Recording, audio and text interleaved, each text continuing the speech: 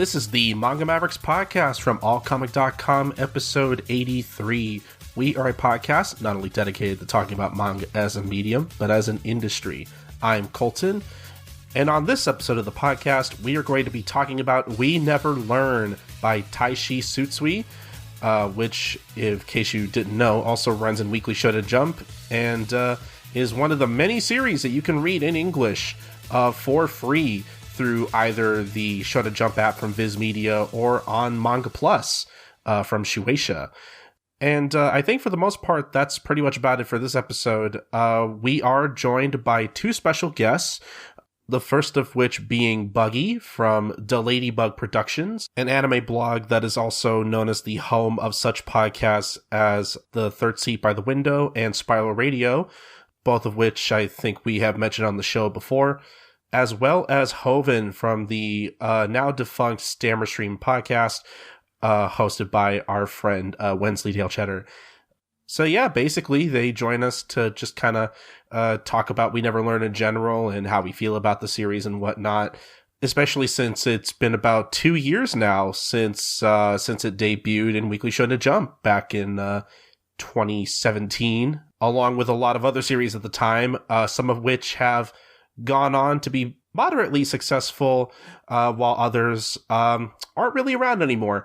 And if you've been listening to the podcast or you've been following Weekly Shonen Jump for a while, then you know which one of those are. So yeah, I don't think I have anything else to talk about at the top of the podcast. I'll probably have one or two things to let you guys know about at the end of the show. But for now, we might as well just get right into the podcast, especially since I'm gonna be late. I gotta get my stuff. Hey, God. Okay, controls, papers, stapler, good. Okay, and I got my stuff, and I gotta go. I'm gonna be late.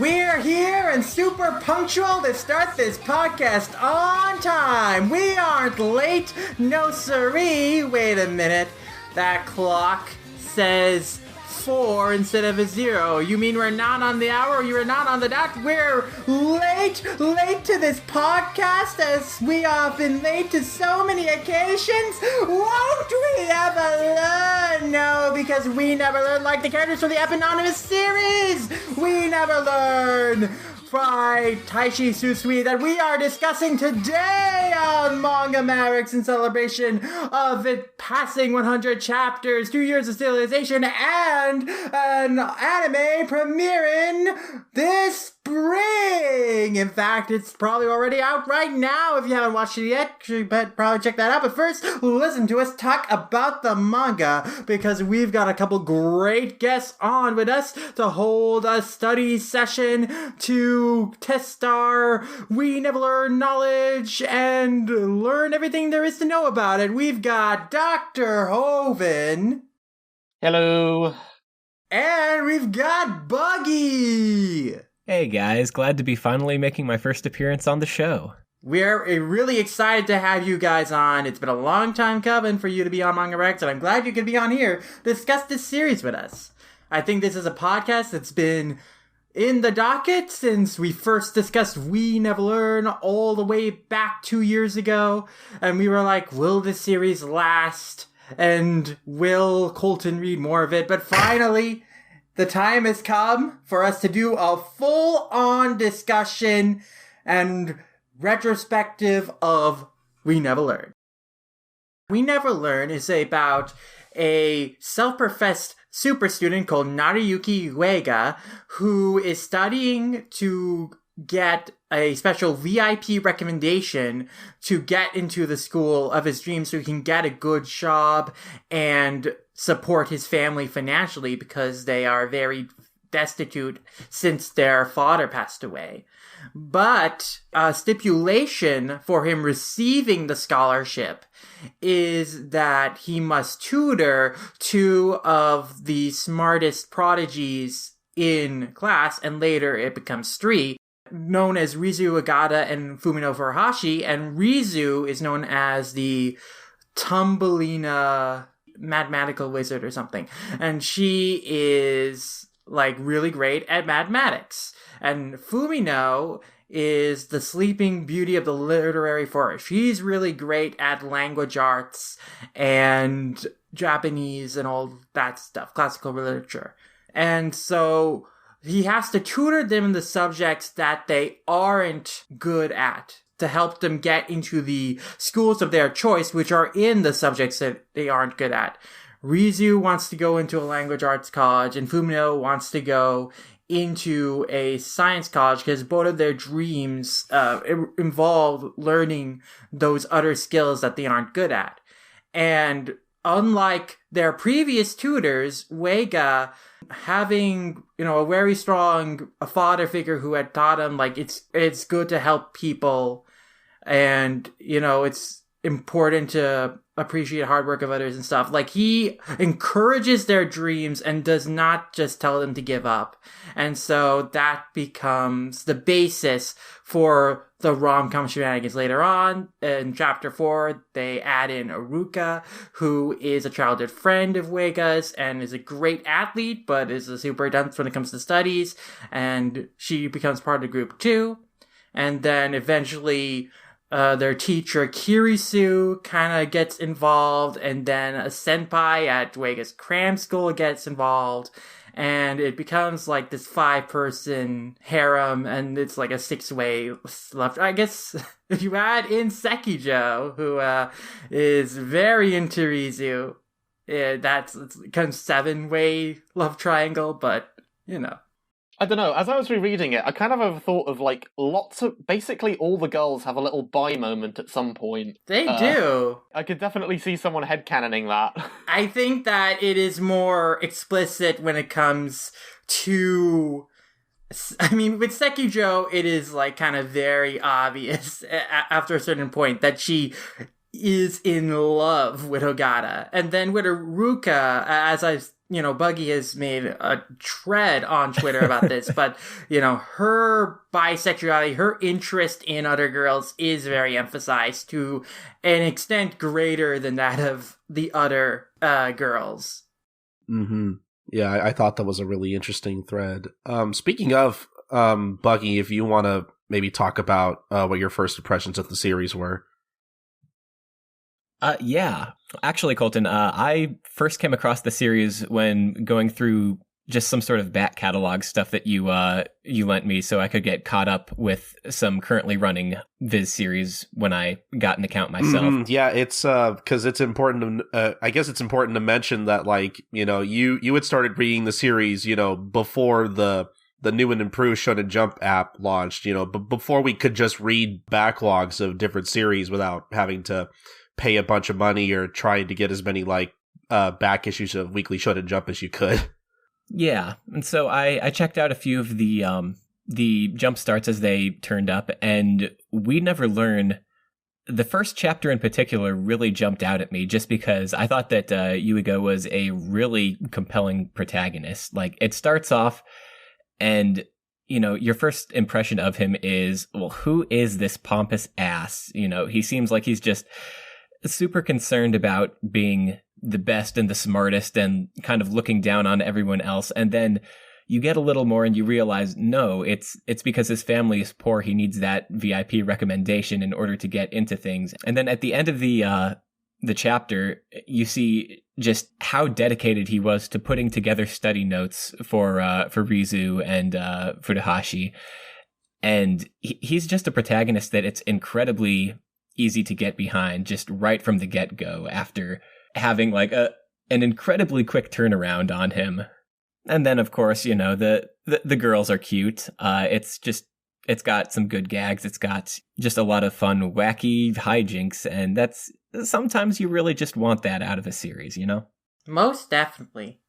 It's So interesting that you point out that your first impression of Yuiga is that he's kind of a conceited jerk, because there's definitely a shift in Yuiga's characterization after a certain point in the series. He starts off being a lot more temperamental. He starts having a lot more resentment towards his situation, and a little more annoyance at the girls for not really getting their studies well, especially with Aruka. He has a lot more annoyance towards in the early chapters. So then as the series goes on, he really softens up to become like just this pure, ungodly kind person.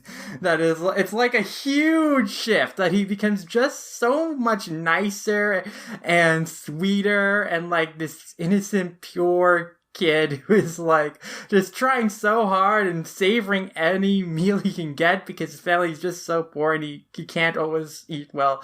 Like, it's just an interesting shift to watch his character kind of change in that way. And that's true for a lot of the characters early on and how they progress and become later. We'll get into that with some of them later, but like Sekijo in particular is what I'm going to bring up later as someone who has kind of a really radical transformation from her first appearance to her most recent ones. I think that's Asumi for me. I get that from Asumi a lot. I got into this when it came out with the Jump Start in the Weekly Shonen Jump issues, which are now defunct as they've changed the format. And yes, I always found the art style quite cute and appealing, but I was very torn between how it did like the cute romantic aspect of the harem, and then how it leaned into the more fan servicey, fetishy side of it. And I remember feeling very torn on that early on. And I also found it very interesting how there wasn't really an obvious main girl right from the get-go, because the biggest point of comparison I had was I did watch the early episodes of Nisekoi, and I feel like that series very clearly telegraphs who the main love interest is. Yeah. Whereas this one, they introduced two at once who are kind of given equal importance, and then a third one comes in chapter 3. So immediately it kind of throws it up in the air. So I guess that was that kept it interesting to me initially. Mm-hmm. It is a very unique thing about the series is that Fumino and Rizu get double billing. Like, they are both, whenever the series is represented on Shonen Jump ensemble covers or anything, they are always represented together. It's never just one of the female characters over the other. And now, is Urtica receiving equal billing with the two of them at this point? It seems like she almost is at this point in the series. Well, in the series itself, that might be arguable. I think that, though, on Shonen Jump covers and in advertising for the series, I feel that Fumino and Rizu are always together. They're never separate. And they're always chosen as the representatives of the series. So I think because they were the first two love interests introduced, they are given a much bigger emphasis. Mm-hmm. Okay, I haven't seen too many of the covers so far, unfortunately. But now Colton and I should share our first impressions. Would you like to go first, Colton? Actually, I want you to go first. Sure, so I was also very smitten when we never learned from the first chapter, because the core of the series is something that I can deeply relate to, because I was raised in an environment where I was supposed to be incredibly studious. I was supposed to excel and be at the top and the very best. Like, that is what my family pushed me towards in terms of academic success. And that was an incredibly, important thing in my household, and something that kind of defined my life in my school years.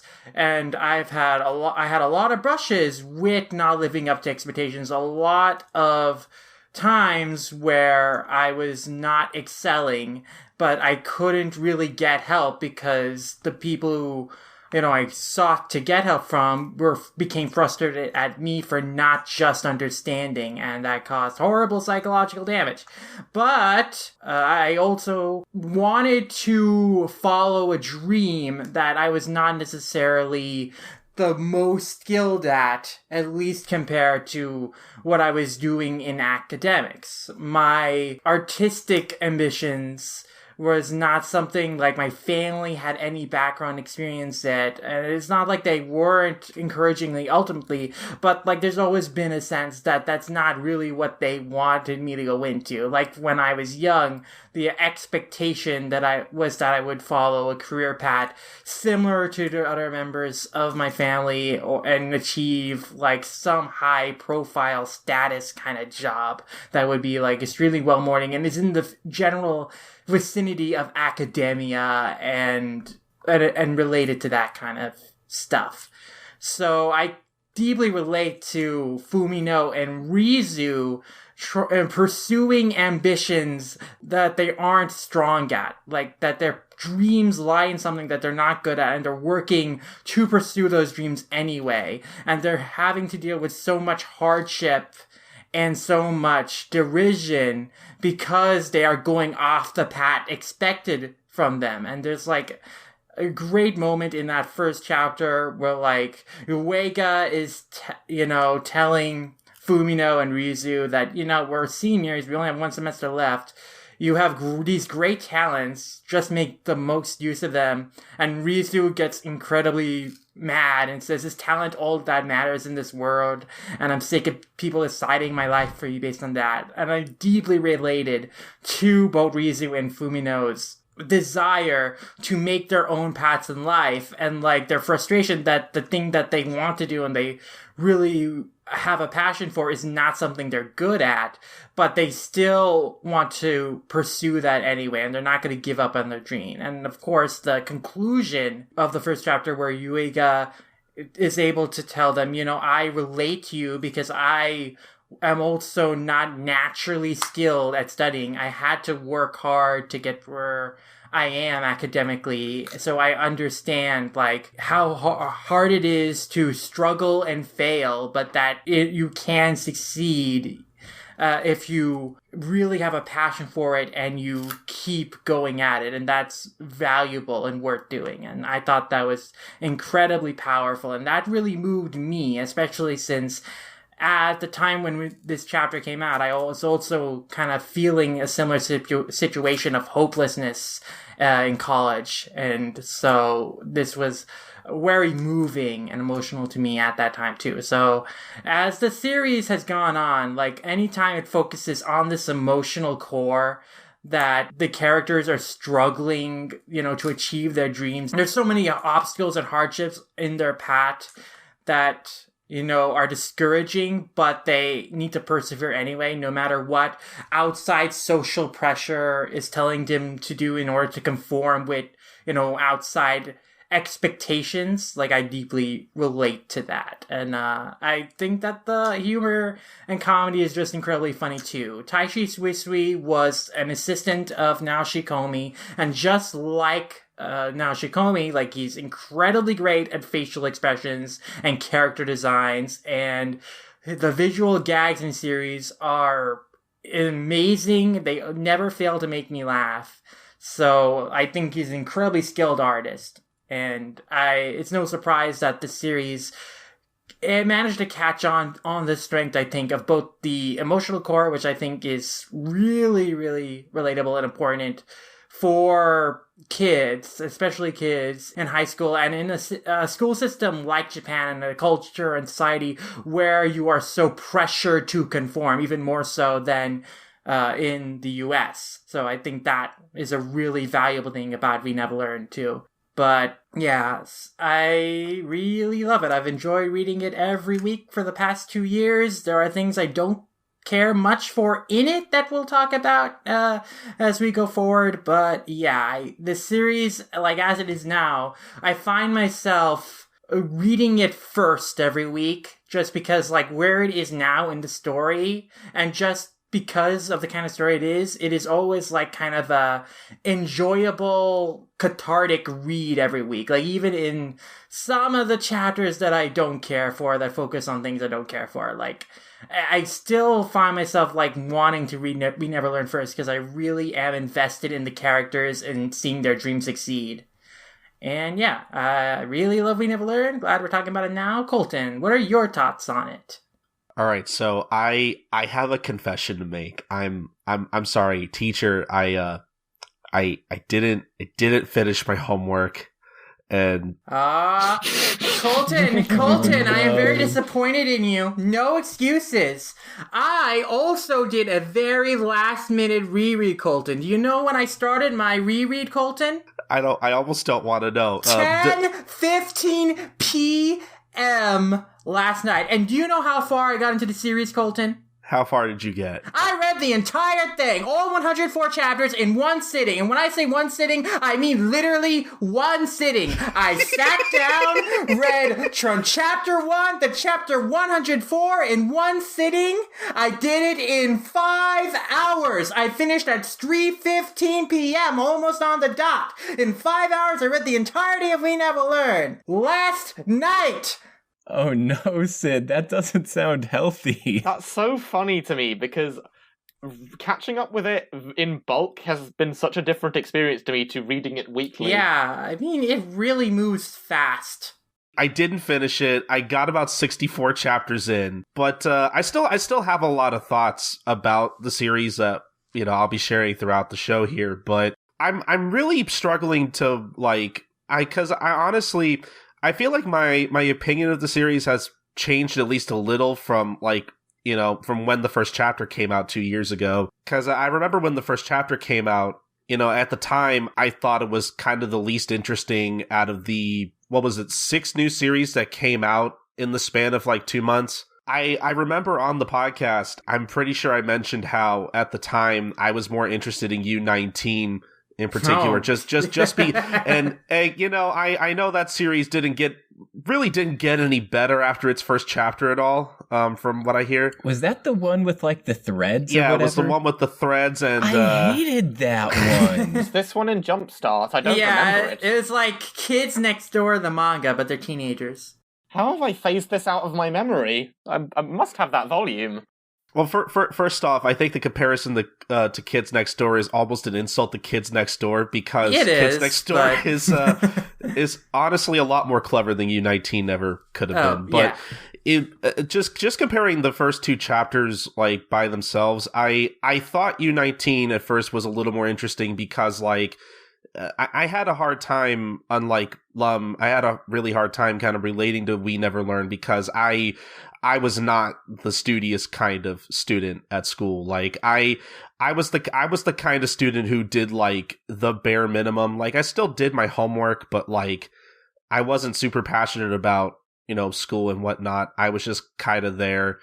Again, this just wasn't really the kind of thing I related to personally. Whereas U19, I related more to that very rebellious spirit, oh yeah, the whole down with authority kind of thing. I thought was something I related to a little bit more. I don't know what that says about me in particular, but I think it says something about the Jump readership that We Never Learn was ultimately the one that caught on and built a fan base from very early on. I think that a lot of people will gravitate towards the series. And correct me if I'm wrong, but I feel I also, even back when we talked about that first chapter, I recognize that We Never Learn obviously has its audience, and I like the potential it has for how well it can possibly relate to a younger readership who are going through that tumultuous time in their lives where it's they have to constantly think about their futures and, are constantly striving to do the best they can with their studies. I really like that aspect of We Never Learn, and I think that part of We Never Learn is really invaluable, and in that sense, I appreciate it being a part of the Shonen Jump lineup. But since I started reading it, let me put it this way: I recognize the good of We Never Learn, and I think there's good stuff in We Never Learn. But I think ultimately, I don't know.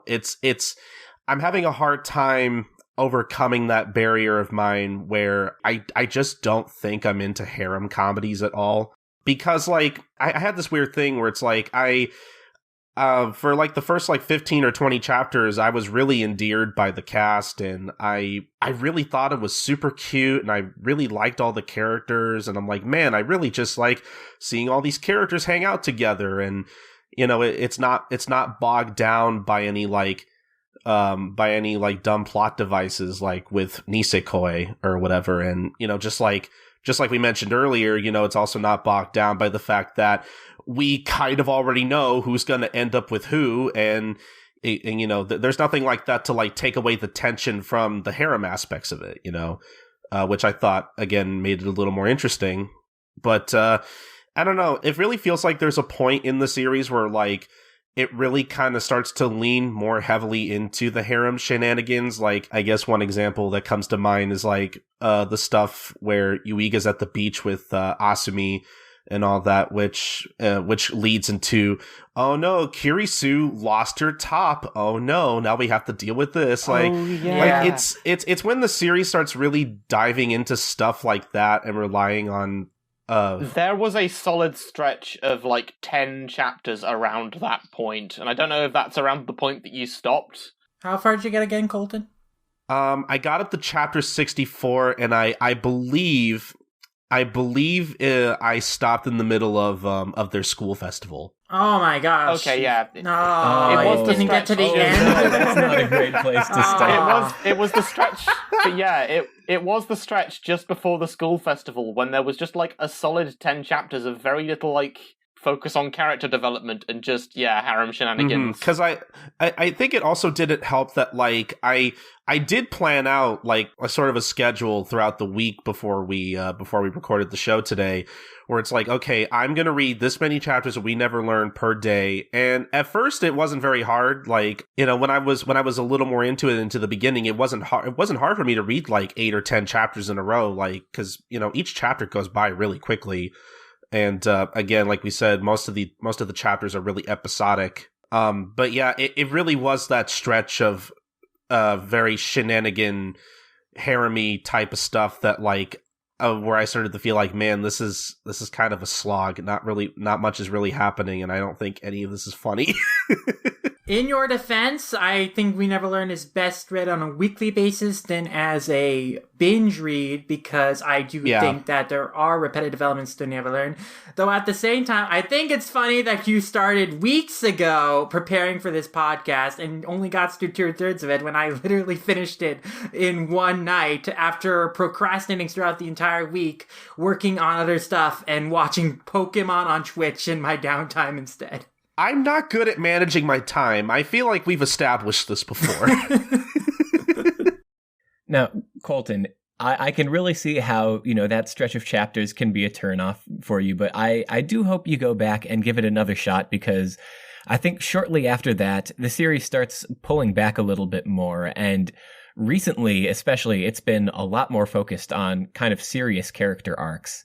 For pretty much every character. Like, we've gotten a lot of, you know, character development and relationship development for a lot of the characters, and it's been really nice. So it's pulled back from the wacky hijinks stuff that you didn't like so much. There's been a lot of continuity between recent chapters. Even in chapters that seemingly seems like standalone, they are tying back into like what the core struggle of the characters are, and with like Yuiga's goal, with the goals of the other characters. Like, man, the last couple months of chapters have just been so like emotionally on point in terms of delivering on payoff for these character arcs from the beginning and then continuing to develop them even further. And like, the series endgame, I don't think is quite in reach yet, but we're working towards something for sure. That it's like everything is really, really coming together. I think the highlight of all that was how it touched on Yuiga seeing the girls not just as people he's like tutoring, but rivals that he wants to get on par with. which wasn't something we'd really seen since Chapter 1, where he was much more bitter towards Rizu and Furuhashi because he wanted to get that VIP, and they were just completely wiping the floor with him. And so it was nice to see like a more like him have that kind of rivalry, but in a more sympathetic way. Yeah, I love that he starts out seeing them as rivals and being bitter towards their success, and then he changes his attitude sort of to like seeing them as friends who he wants to help encourage reach their best potential and achieve their dreams and be happy. And then after he sees how well they've started to improve, like he starts thinking about himself and what he wants, and then he looks at them for inspiration.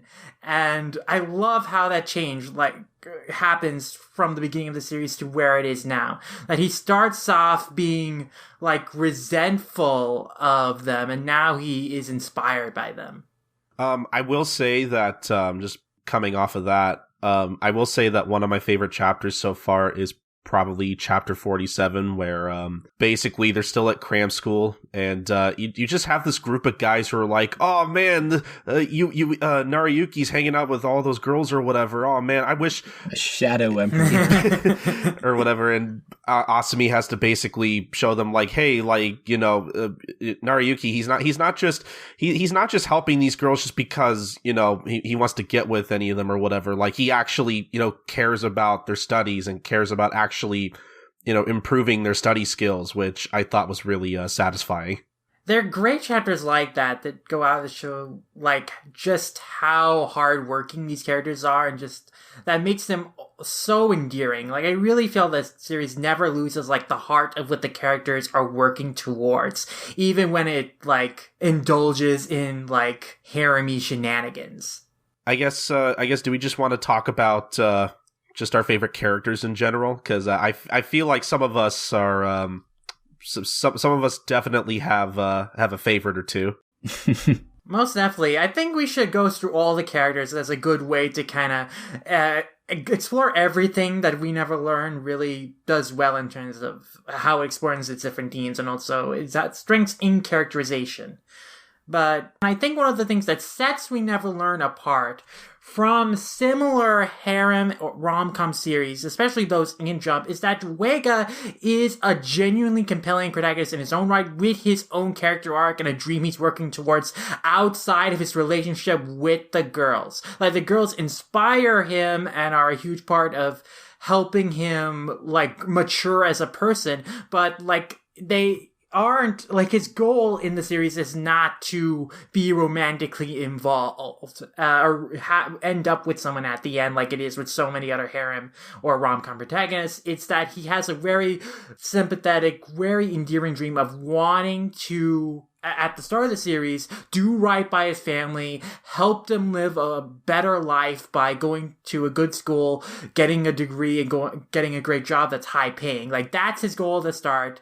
And we see later on that he, even from very early on, like, he mentions that, you know, I don't really have like a big dream of my own. I have like this goal of helping my family, but I don't really have a dream. But as the series progresses, we kind of see through his experiences in tutoring the girls that he develops that dream, that he develops the dream of wanting to get into pedagogy and become a teacher. And ultimately, you know, this culminates in like the parent-teacher conferences where, like, you know, he's with his mom and the teacher is asking him, you know, what is your dream, Yuiga? You're so good at school. Like, what do you want to be? And like, Yuiga gives his goal, which is like, I want to get a great job that is high paying to support my family. And then his mom asks him later, Yuiga, you know, is that really what you want? You don't need to worry about us. I want you to be happy. And then Yuiga has to think about that for a couple of chapters. He has more experiences with how other characters are dealing with pursuing their own dreams, particularly the story arc with Fumino and her father. And then ultimately, after going through many different experiences and thinking about like what he wants to do, he's able to kind of admit to Rizu that, you know, I might give up on the recommendation. I might want to pursue something else instead, but then he, you know, is worried that's too selfish, but, you know, he's encouraged, no, that's not selfish, you know, you should do what makes you happy, your happiness is most important, and that leads him to basically giving up on what the established goal he had at the beginning of the series was, which was the re-up recommendation. Like, he no longer is pursuing it. Now he's pursuing his own personal dream that will make him happy, which is becoming a teacher. And I really think that character arc is so satisfying. I think it's great to have a character arc like that, because for so many people, like, they might think, like, when they're young, that, oh, I have to do this. This is the one sure path to success. This is what I need to do. But it might not be really what they want to do or what they'll make them the most happy. And there's so many people, like, I feel like I was kind of a person like that too, where they didn't really think about doing the things that would make them the most happy, and instead were focusing on doing things that they thought would ensure them academic or financial success in the future, but, you know, would not be in areas that would make them truly, you know, fulfilled as a person emotionally. So I think Yuiga coming to that realization that even though his goal is noble, and even though he cares about his family and really wants to support them, like, ultimately, his goal and his happiness, like, that's what the people around him want to see him achieve, and that's what he himself really wants for himself, and that's the most important thing. That's what he needs to strive for and work hard towards achieving. And I really found that character arc incredibly inspiring, and, you know, just very in point with, like, what a struggle that not even just teenagers, but a lot of young teenagers, young adults have at this point in their lives, where they're like, they have this goal that they think is like, this is the path for a successful future, but it's not, but they're kind of ignoring what they really want to do deep in their hearts. And I really think that the series sends a great message through Yuiga's character arc, and it's a satisfying character arc in terms of character development. And it's like nothing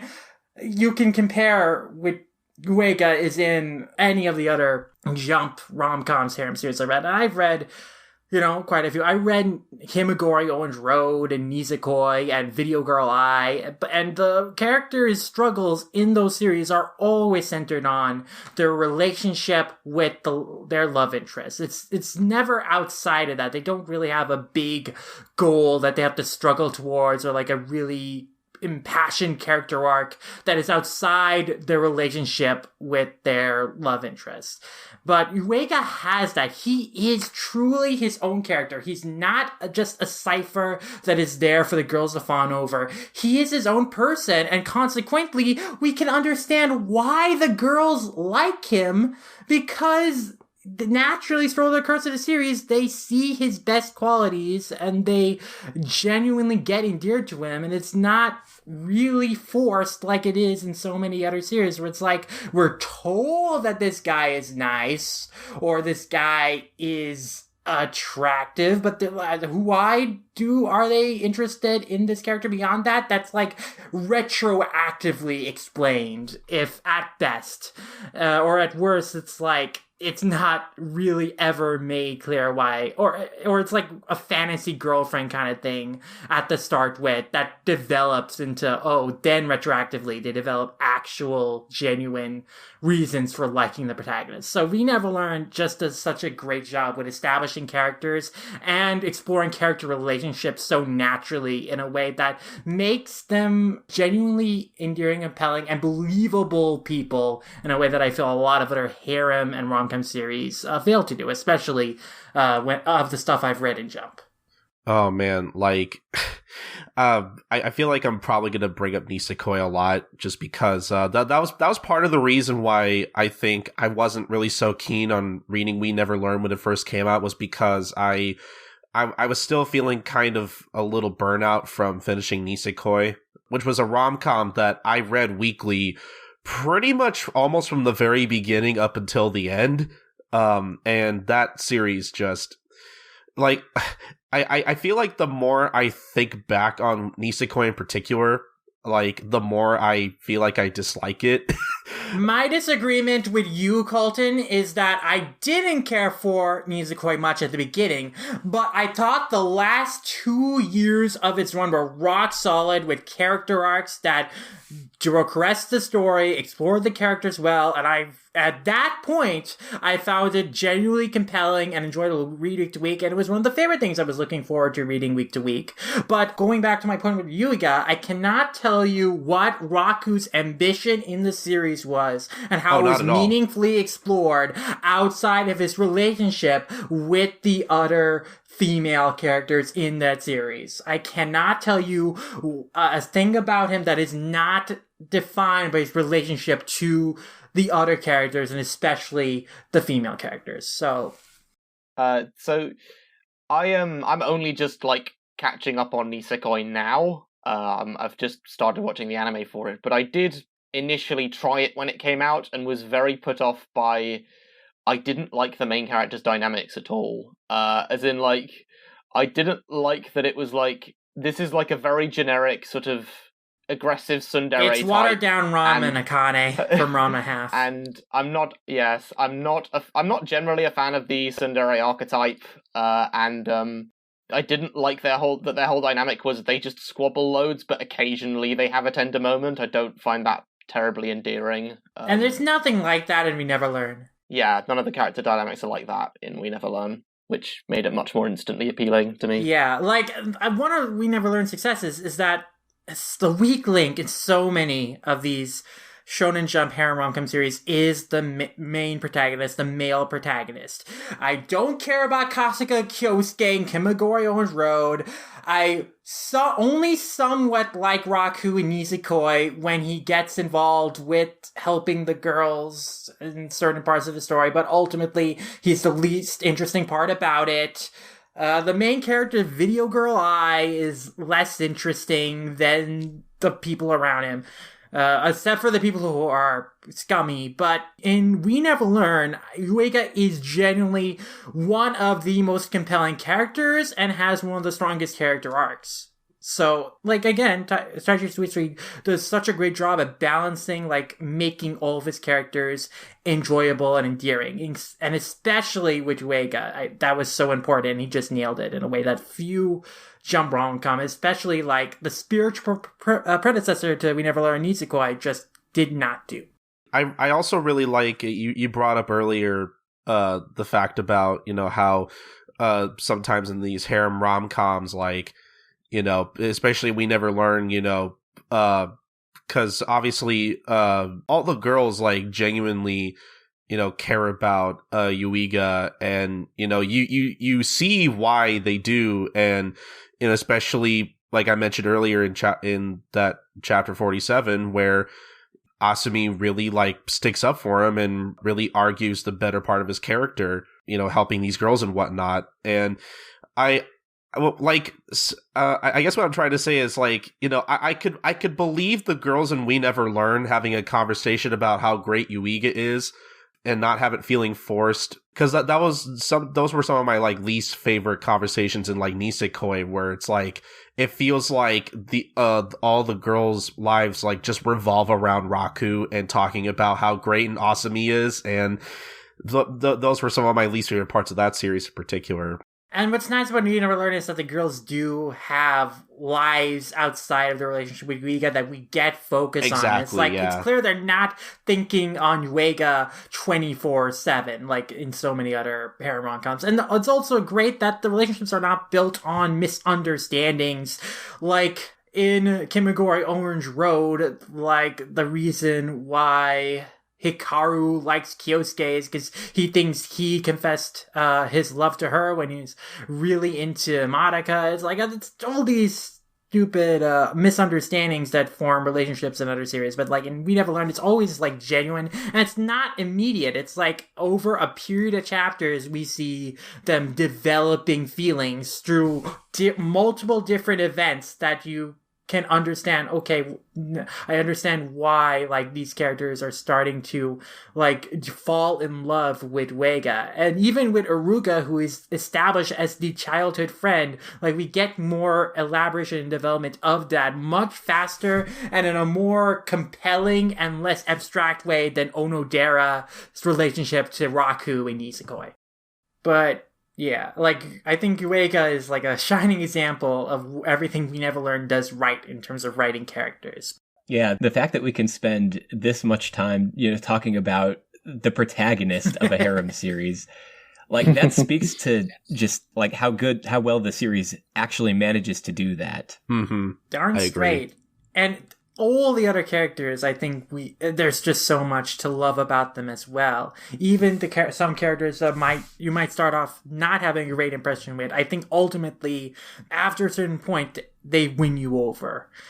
We might have some disagreements about one character in particular, but I think we'll start off just in, I guess, kind of in order of when they're introduced. But why don't we talk about who I know is Buggy's favorite, Fumino, first, and our thoughts on her arc. Yeah, sure. Well, I mean, Fumino's just someone who's a sweet girl in general, but I think part of what makes her really compelling within the story is because she inserts herself as, like, kind of the heart of the group, sort of like the group mom or older sister or whatnot.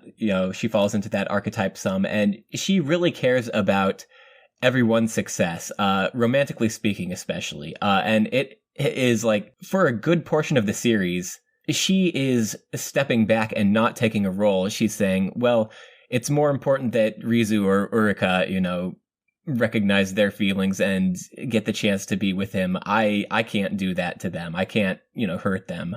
So when, like, later on she does finally start opening up about her feelings for Yuiga to herself, it feels earned. It feels deserved. Mm-hmm.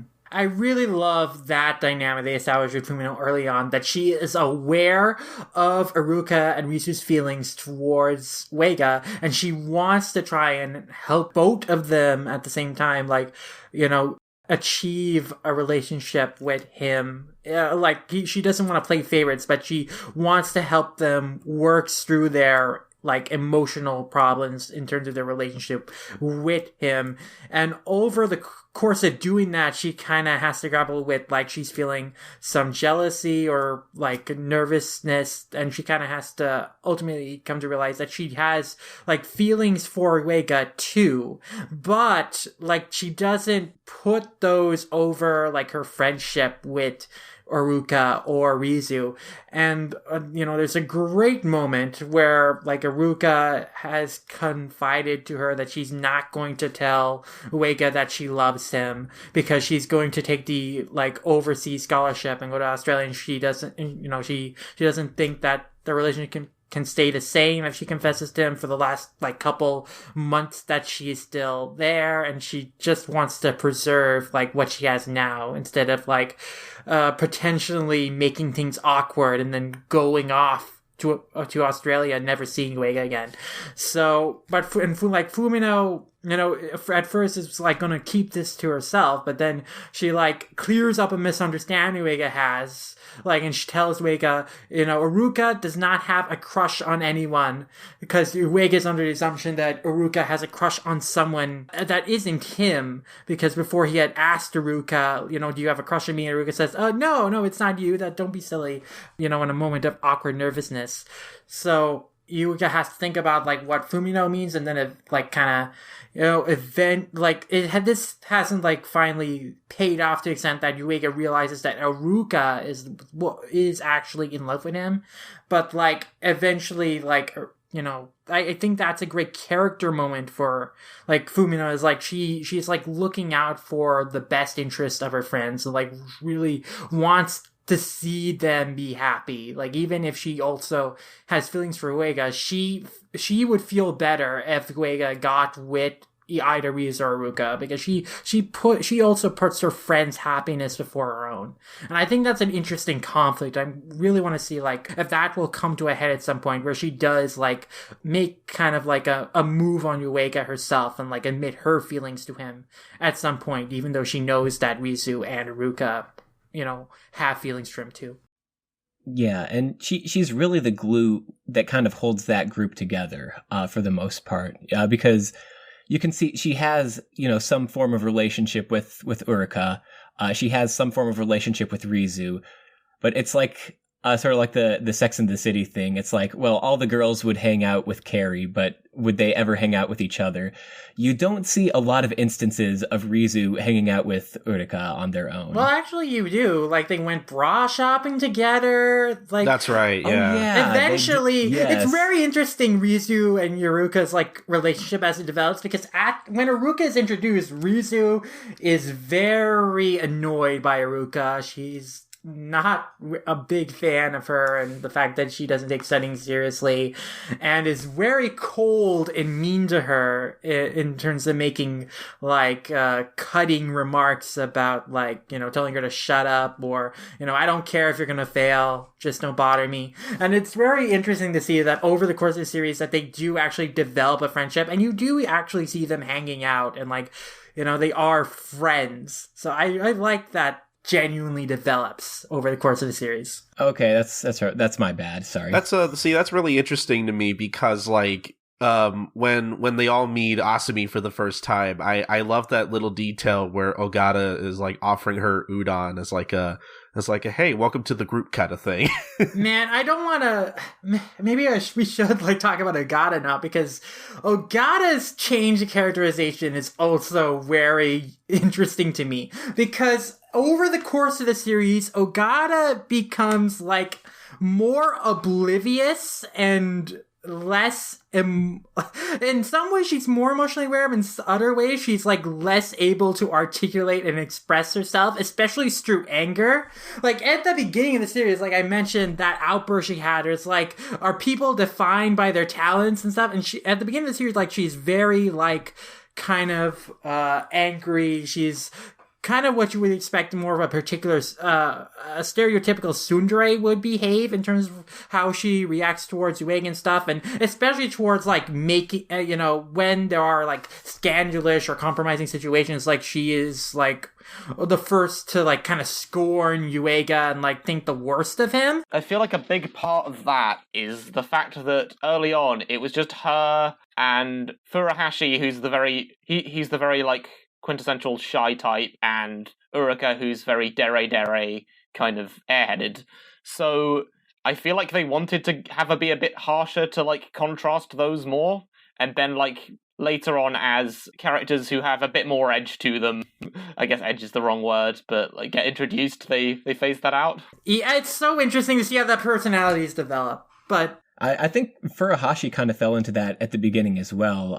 Like, early on, she says a lot of things, like, really bluntly. Like, she says a lot of innocently blunt things early on, and that was dropped pretty quickly once later characters started getting introduced. Early Furuhashi is supposed to be, like, this sweet summer child kind of character. Like, she's very airheaded. She, like, says mean things without really thinking about it or meaning them hurtfully, and she sleeps during class. That's a whole gimmick of hers early on, that she is, like, so... She thinks that dieting works if you only eat nasty, sugary, fatty stuff after a certain time. Yeah, so, like, she's, at the beginning of the series, like, she's a lot more airheaded, and but over the course of the series, she develops to someone who's, like, the most, besides assuming, she's, like, the most aware of, like, what other people are thinking or doing, and is, like, and reading into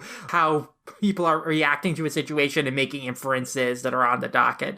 So it's, like, it's interesting to see her change from, like, this, like, innocent, like, naive character and become kind of, like, this more, oh my gosh, what kind of crazy shenanigans have my friends got into now character.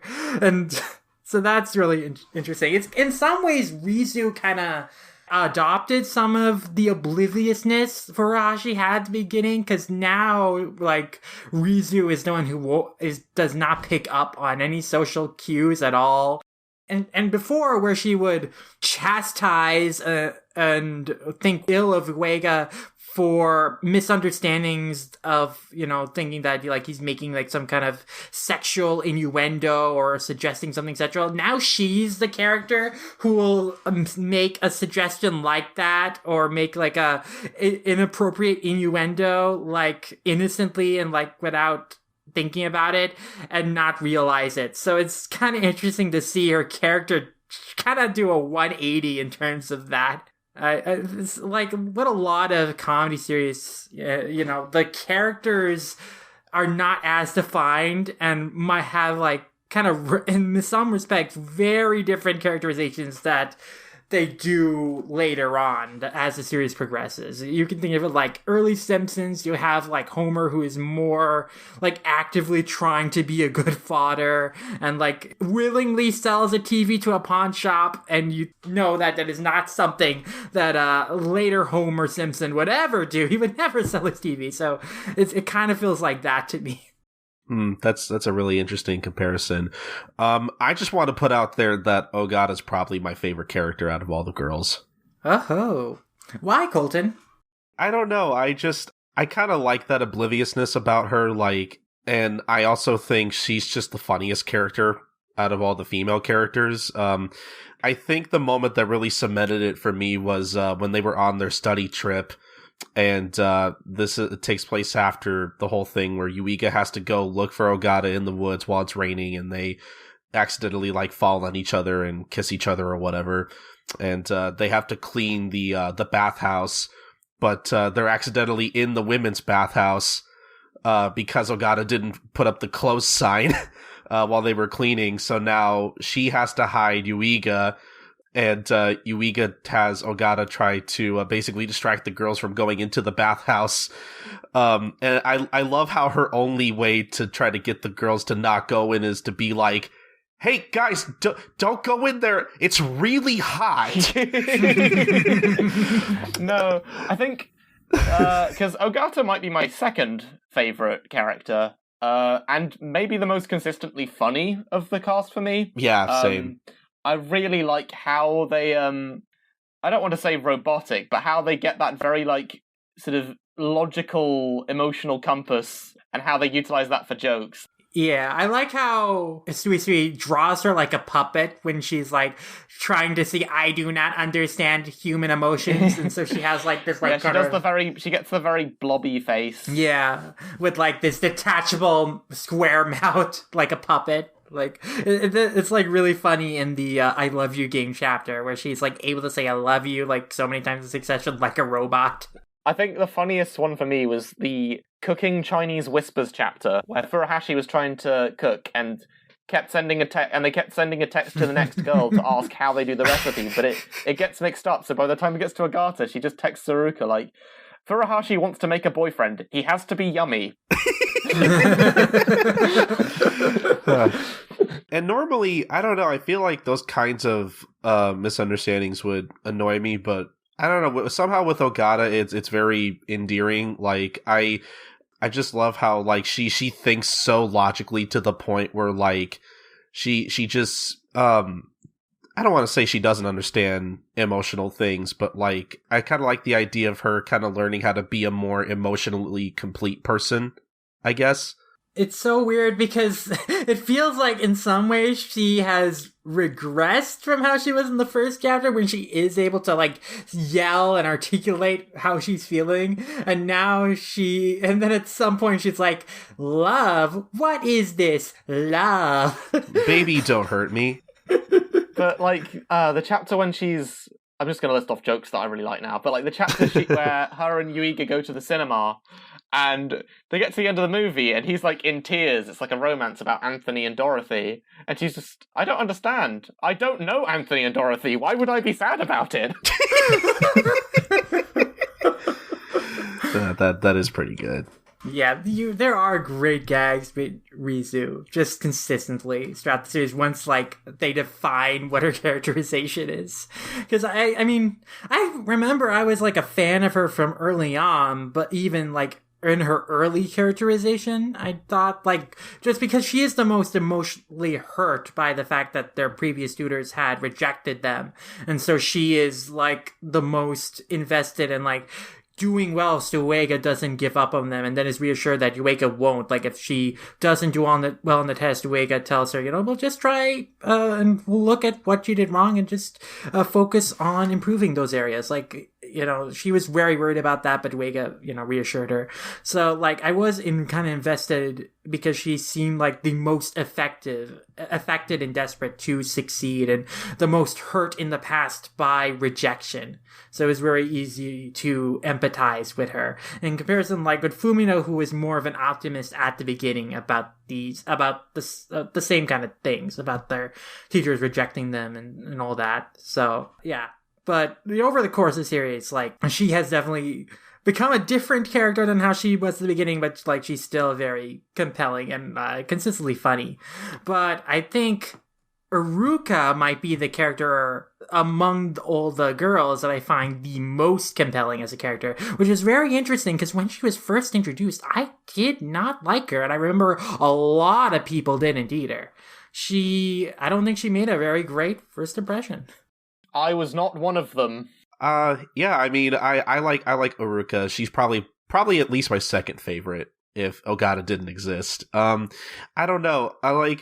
I think it's worth mentioning, and this is not necessarily a criticism of the characters, but I think I think we can all agree that, like, we never learn, like, as far as character archetypes go, that a lot of these archetypes we have seen in other series before. Like, I don't think there's anything really new here, but, like, it's one of those things where it's like, I don't feel like We Never Learn, like, breaks any new ground per se, but I feel like in terms of executing certain archetypes well, I feel like the series executes all these different archetypes very well. And just to be clear, I'm only making that point because Uruka happens to be the kind of character archetype that I gravitate towards, that sporty, competitive, outgoing, very personable kind of character archetype. Not to say that she's not a good character, but I think that's probably the biggest reason why she is my second favorite character in particular. I think they start out as based in archetypes, but as the course of the series progress, they just have become their own characters, and so their roots have kind of been forgotten. Like we mentioned, it's the fact that they're developed well, but it's also just like a raw charm thing. I think he's very good at making these characters likable in the way that they deliver jokes and such. Yeah, but really, they kind of twist, like, the ideas of what the archetypes were. Like, at the beginning, Yuiga was supposed to be, like, this very uber-serious brain character who is, like, no-nonsense and frustrated that the girls didn't understand, like, the study sessions, but had his heart in the right place. But over the course of the series, he's just become, like, this kind of innocent, pure, kind-hearted good soul. Boy. Like, a real good boy, yeah. So, like, that initial root in the archetype he has, that he was this stereotypical brain character like you've seen in other manga, has kind of been forgotten. The same thing is like with Fumino and Rizu and Iruka too, is like they started out as one thing and they've kind of become something else entirely, detached from their roots almost. If I could go into what I really like about Takamoto, I get a very, like, raw emotional sense of I want you to be happy from this character, more so than any of the others. Like, she stresses out so much about, like, how things are going with Yuiga, and she's, like, very committed to doing well in order to impress him and for the sake of her teammates, but it's also pulling her away from him. And, like, by the end of it, I'm like, God, I just want her to catch a break. She's the most self-sacrificing character, I think, actually, in a way.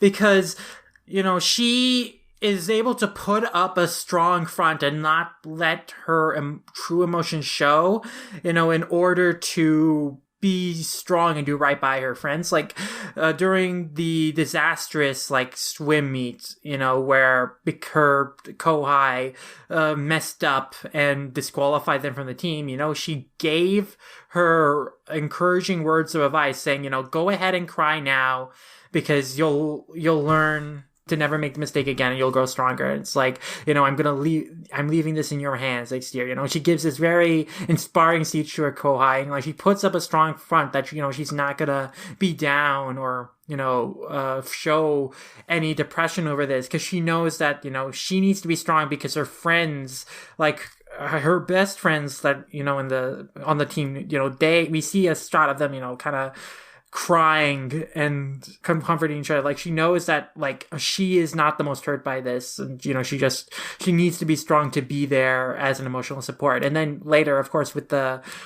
swimmy thing, she's like thinking, with a recommendation to go study abroad thing, she is thinking about what is going to make everyone the most happy in terms of like, she doesn't want to mess up what the situation she has with Yuiga is now, and she wants to like pursue her dream and like make good use of the opportunities presented to her, because that is what she has been encouraged to do by Yuiga and Kirisu sensei and stuff. So she goes forward with that, even though it is like heartbreakingly it will separate her from Yuiga. And so there is just that very compelling element that she is like going the distance, like to hide her feelings, for the sake of preserving what she has now and how the happiness she has in the moment, that she is willing to, forgo, not be truly honest with her own feelings. But it's that, she does, there is like, of course it does culminate in like this really compelling moment where she, kisses Yuiga, and like she makes the pretense of, overseas, it's like a foreign ingredient stuff, but like, that's like just a very satisfying emotional kind of moment. And like, the impact it has on Yuiga after that, not necessarily the kiss, but what she tells Yuiga afterwards, she's going to go at her dream full throttle, that she's, going to take the opportunity she's given and like not look back. That makes Yuiga think about what he wants in a deeper way and like really pushes along his character arc too. So like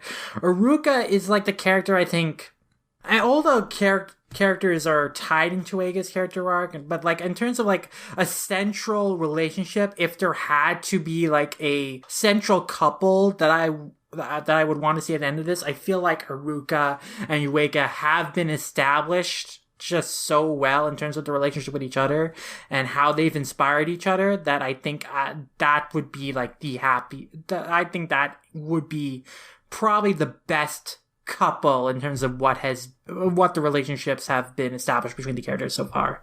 Mm-hmm. Yeah, I agree. I would literally cry with joy, but I don't actually think that's where the series is going. I do wonder about that.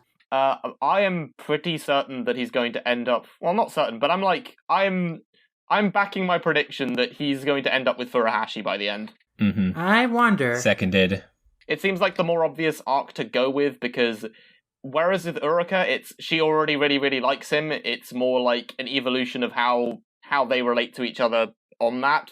With Furuhashi, she doesn't immediately fancy him, and it's her developing those feelings, so it makes a lot of sense narratively to have that be the end relationship. I feel you could say the same with Rizu too, but I mean, I think Fumino definitely took longer than Rizu and Aruka to develop It's a visibility thing with Rizu. Rizu has not been given enough of an arc with him. Early on, she was very emphasized. Early on she was, but she's really fallen by the wayside in favor of Furuhashi and I am crossing my fingers that the reason that the series is not emphasizing Yuiga and Rizu as a romantic relationship anymore is because they are leaning more towards Rizu Sekijo, which I am all the way for. I have to admit, that is the coupling I am most invested in seeing pay off, and I hope it does. Give me my queer representation, Shonen Jump! I mean, if she doesn't get with Yuiga, the second best option is she gets in a polyamorous, happy situation with those two. You know, if Fumino doesn't get with Uega, maybe, like we mentioned before, that Uruka is very obviously attracted to girls as well, because there are a lot of comments she makes about how beautiful the other girls look and how Fumino is her ideal type of girl.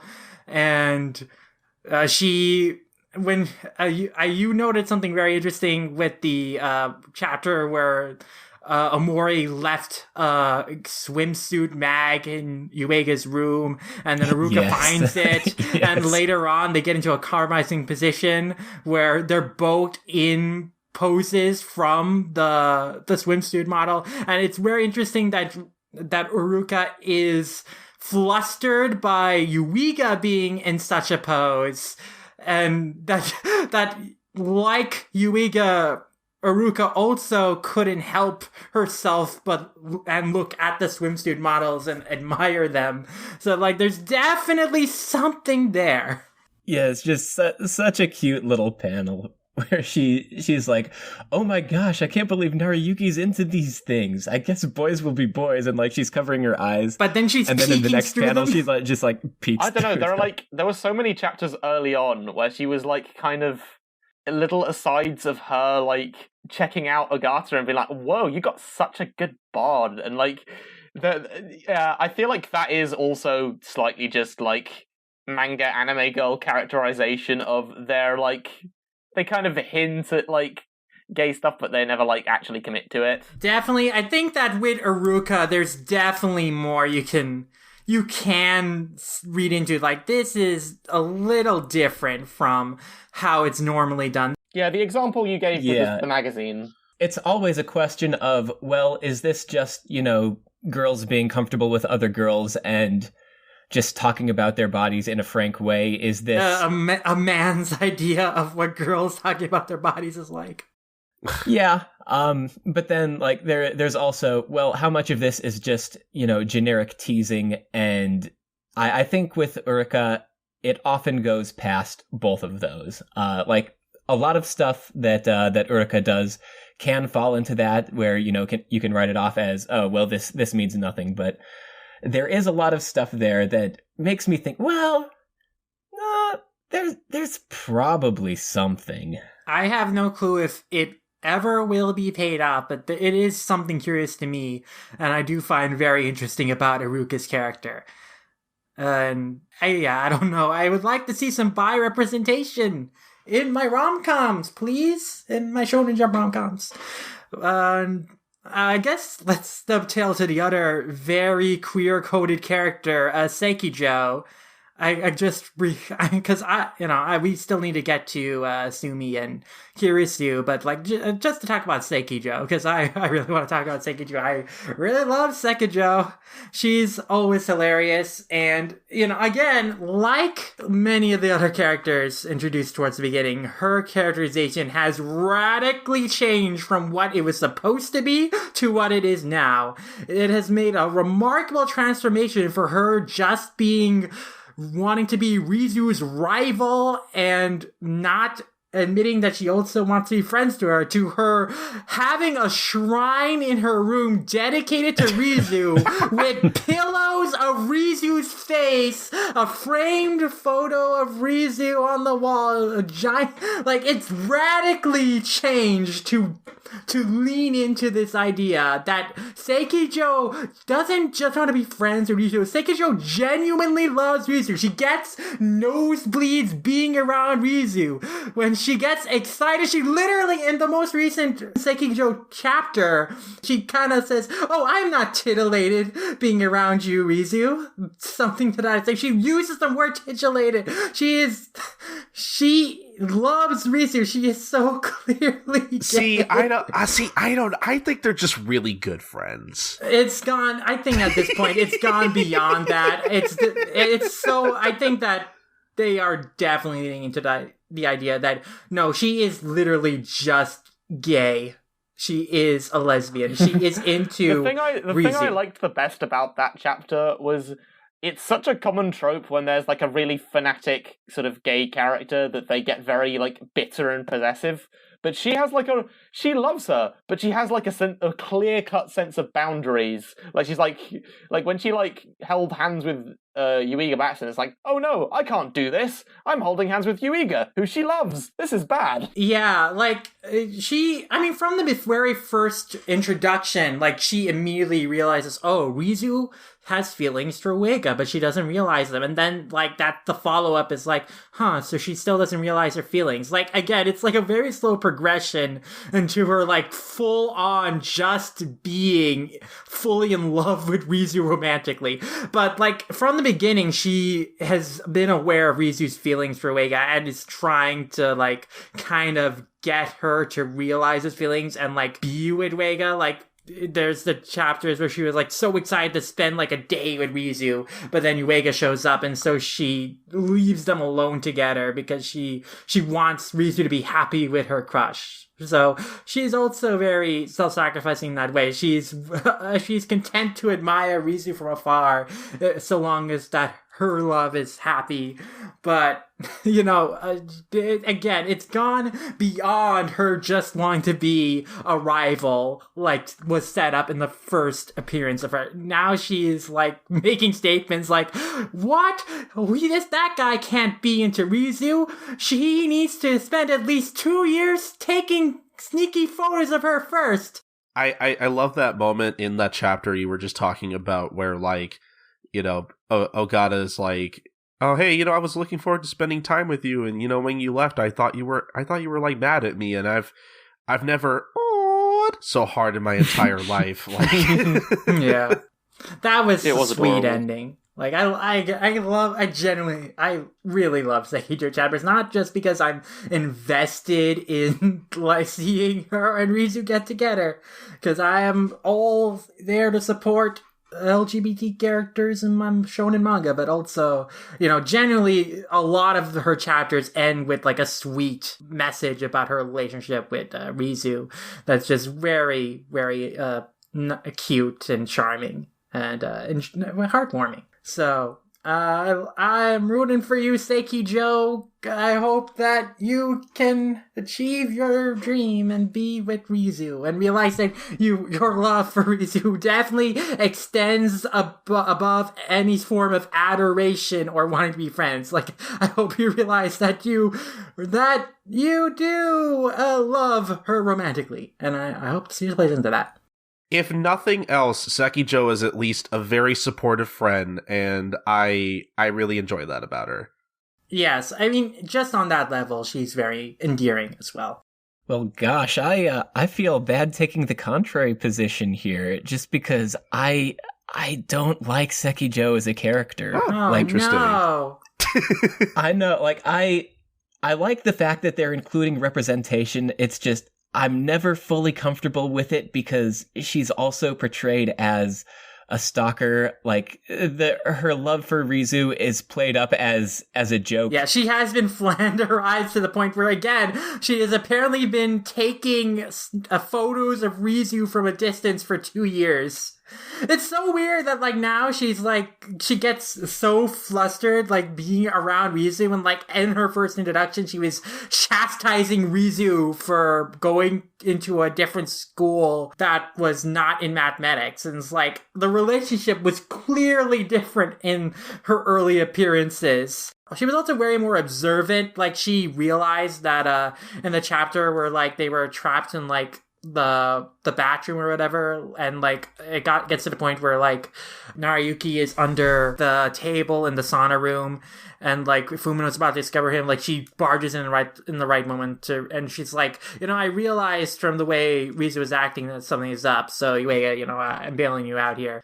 And so, again, her characterization has very much changed, the most radically out of all the characters. And again, I understand you, Buggy, that it's like, again, it's not great that she's so much of a stalker character, and that she does kind of invade Rizu's privacy a little bit. But because of the tone of the series, I can go with it to a certain extent. It's not like, It's not, I mean, like Aruka, I feel, by virtue of, like, grabbing Rizu's boobs very early on and being very touchy, is, like, has been more, like, invasive of other people's privacy in a real kind of weird way than Sekijo's, like, very fantastical, like, exaggerated fascination with I guess with Uruka, I've written that off as just her seeming to be, like, a very physical, touchy-feely person in general, which, I mean, no boundaries, that's a good thing. But, yeah, I feel like I probably can be turned around on Sekijo at some point, just because there was one chapter or series of chapters that I really loved, where it kind of goes into her backstory or whatnot, where she felt kind of insecure about being smart and good at school, because, like, nobody cared. It didn't make her popular. It just made people upset at her because she threw off the grading curves, which affected the athletes that people liked.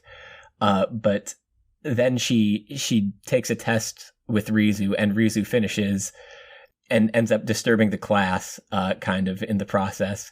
And she's like, well, why should I care about their feelings? Like, why should I care if it makes them feel insecure that I... Oh, she doesn't say it in such a, like, mean way. She's like, people are complaining about her finishing first, and she's saying, why, was that wrong thing? Like, she means that genuinely. She's not afraid of what other people think of her. And that's what Sekijo loves about her and why she fell in love with her. That was still really satisfying because it's like, well, why don't you fucks try harder? Like, again, she wasn't saying it in quite as me. No, but that's the feeling I got from. But yeah, it was like, it was. But like having some characterization for Sekijo beyond just her being essentially a joke character. That's what she is for most of the series. And if that starts to turn around a little more, I could really be turned around on Sekijo. I could actually feel invested in her, feelings for Rizu instead of feeling slightly uncomfortable with how the series handles them. Yeah, I mean, her backstory is, I think her backstory is very sympathetic and relatable. So I do think that she has a good heart, Sekijo, ultimately, even if she takes things a little too far. And again, I'm just starved for good representation. Sekijo is not necessarily like the best kind, but I'll take what I can get because unfortunately Food Wars is denying me Erina X Hirata or Hisako, and Food Wars is denying us a lot of things. Yeah, it's like I wanted Erina X Hisako. I shipped them. They thought that they were definitely setting that up, but nope. Now it feels like Erina's gonna have to end up with Soma or something. I guess, I don't know. Maybe not. But that's where things are leading. I miss that. Let's move on to other characters. Moving on from slightly uncomfortable to really uncomfortable. We're talking about Asumi or Kirisi here. I think we're talking about Kirisi, aren't we? Yeah, I mean, I assume that's what Buggy's opinion is. I can't believe Mafuyu is worst girl. So speaking of characters that we can't be turned around on, Kirisi is definitely one of them. And I'm gonna disagree with you guys so hard. You're not caught up, Colton. I was turned around on Kirisu a little bit with a recent arc. Good. That's fair. As a character, not as a romantic interest. Yeah, no, Throw it never in the trash. At all. No. Like, neither Asumi or Kirisu, because they're both adults. And they should not be in relationships with a high schooler. Asumi is not a real, like, love interest, though, but we'll get to her. Like, Asumi's also only, like, 1 or 2 years older than him. It's not, like, much of a... I don't think that's to the level of being uncomfortable. It's not as bad as Kirisu, who is, like, 10 years older than Yuiga. But, yeah, I feel like if the series were to do, like, an ending where it's like, oh, we can't really be a thing now, but we're gonna meet up 3 years later when we're both adults or whatever.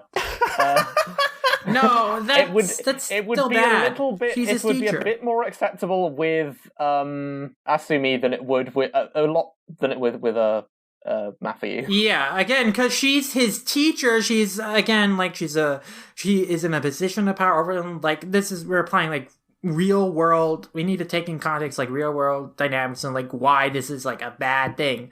But it's a bad thing because she is an adult. She's not necessarily emotionally mature, but she is an adult. She is a teacher. She has a position of power over him in terms of being in that teacher-student relationship. So no, they should not be romantically involved in any way. And I think, to the series credit, I don't think that Kirisu is also genuinely a romantic, one of the romantic ends for this that is really being emphasized here. Like, they make jokes that, like, Kirisu feels like embarrassed that Yuiga, who is like a man, was at her apartment because she's not had other people over there before, and seen her in her dirty squalor.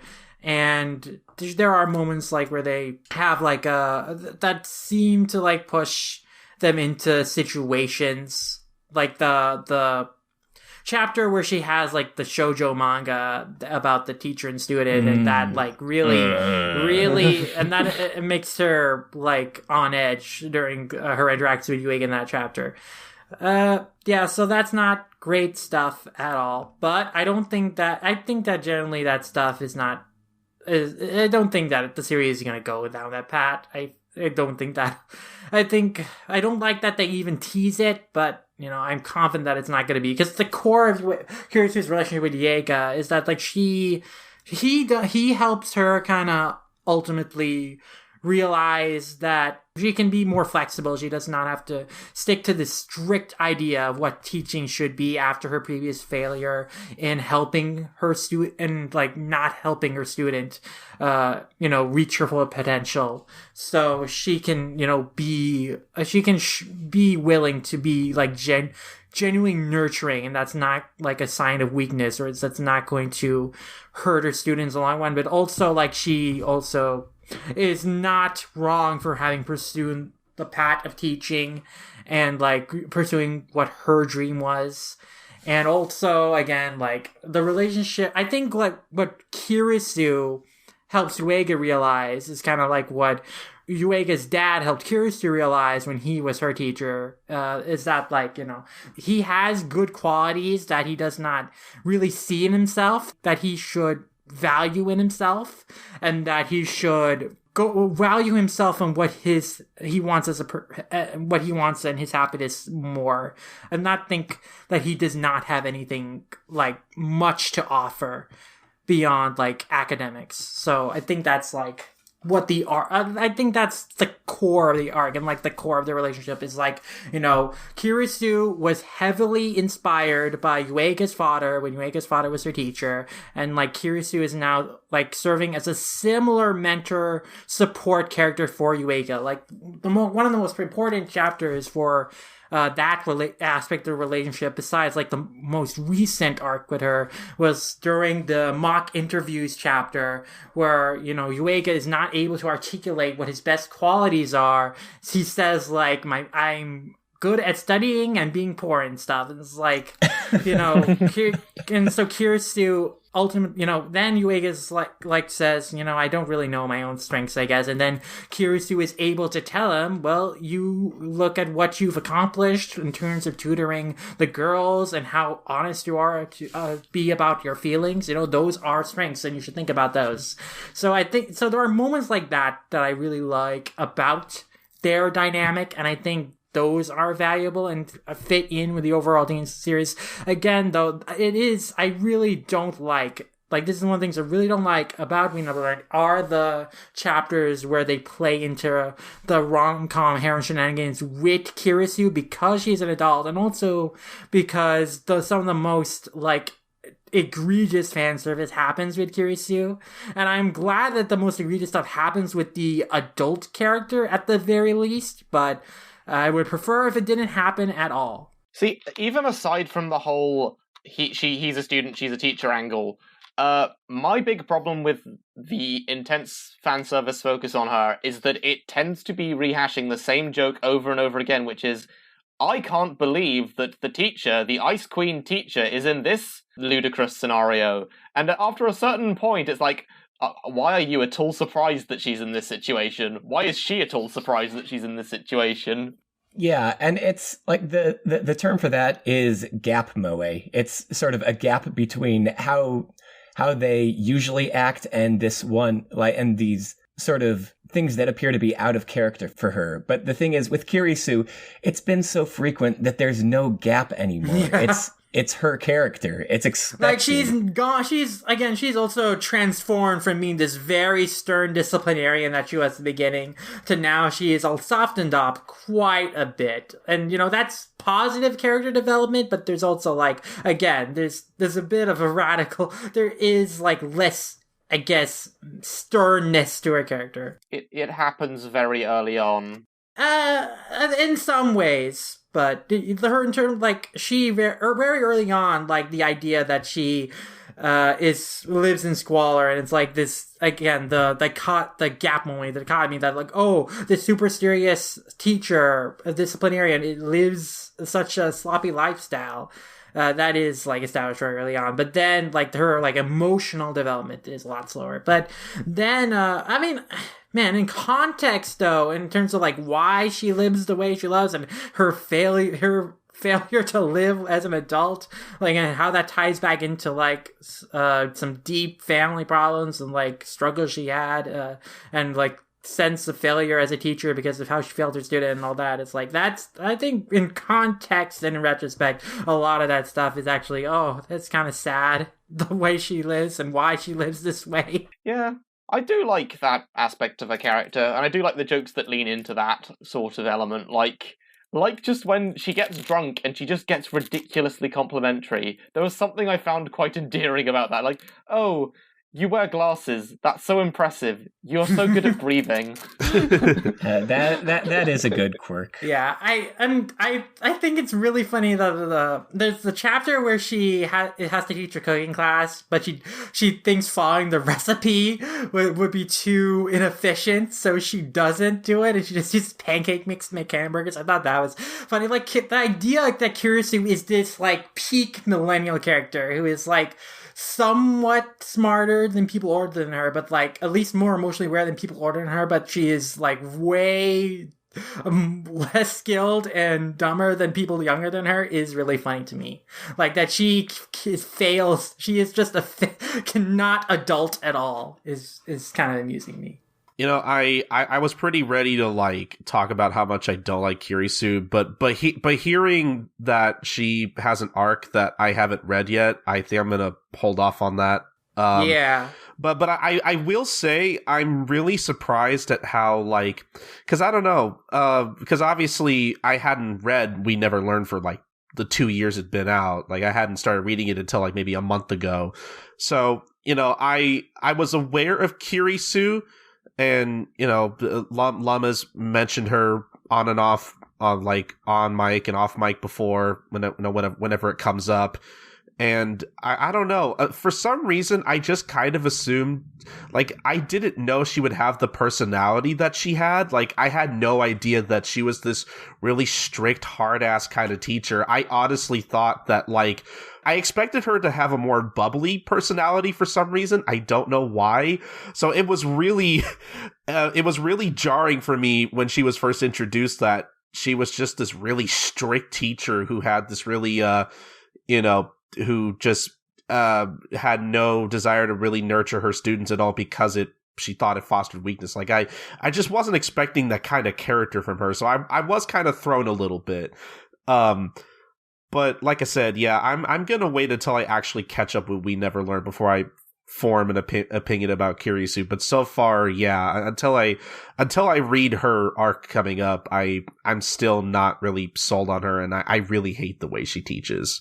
In terms of Kiritsu's character arc, I think I was really surprised, because when she was first introduced as, like, this antagonistic character, as someone who was like, Yuiga should give up on tutoring these girls, it's pointless. Like, I thought she would stay an antagonistic force for more of the series, but it's kind of resolved pretty quick into the series, that, Kiritsu coming to understand and respect Yuiga as a tutor for the girls and the results that he's achieving with them and how he's helping them and stuff. And then learning more about, like, how she really feels about them, that she actually does care about their well-being, not just their academic success.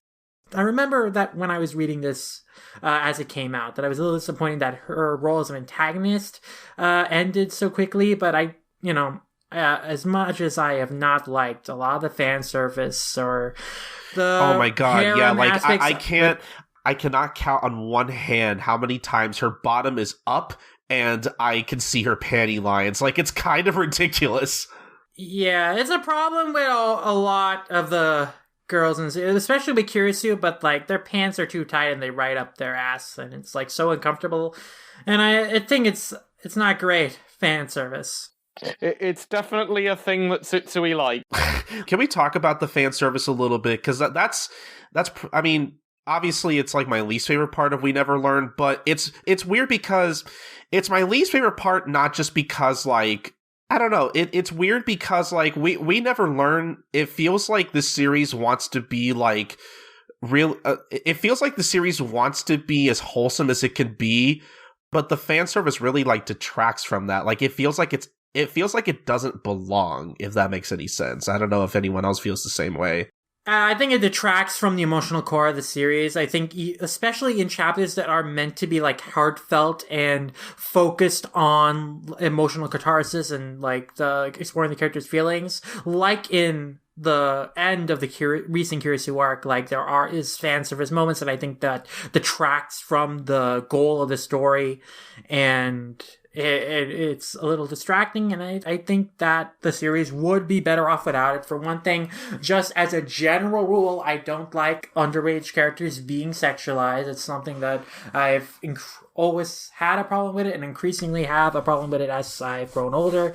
But again, because We Never Learn is rooted in such valid, genuine compassion for its characters, that it really explores and has developed its characters as full dimensional, like, people, and because it's exploring their character arcs so well, and, like, exploring, like, themes that are resonant, especially for its target audience, I think it is doing itself very much a disservice by having such sleazy and distracting and unnecessary fan service that it's very exploitative. My theory on that is, you know, it feels like ever since we've talked about Bakuman on the podcast and we revisited it, like, and what we found out about, like, what the workplace culture at Shonen Jump is like, I would not be surprised if all the fan service is basically just a quota from their editor. If there, I mean, yeah, I think about that scene in Bakuman where Aokiko's editor is telling her, you need to have 3 fan service shots, 3 panty shots per chapter. Like, I think back to that and wonder, man, are there actually, like, fan service quotas? Is there, like, actually a mandate on the behest of Jump editorial that a rom-com series needs to have some degree of fan service, or that I believe that adding fan service will make a series more popular? And I wonder about that. I definitely think it is a byproduct of Jump doing things the way they have been doing these past 50 years and not having a single female editor. And I think that it is bad. And I think that the reason why things are the way they are and why they keep being perpetuated is because the way things they are. I think that entire system needs to be taken down. I think that it needs to be reevaluated. We should not be having, like, fan service that's exploitative in a series aimed towards children. And we should not have children be exposed to fan service that sexualizes girls and makes them think of femininity as inherently sexual or women as inherently sexual from such a young age. I think it's incredibly damaging on the culture, on the mindset of people as they grow up.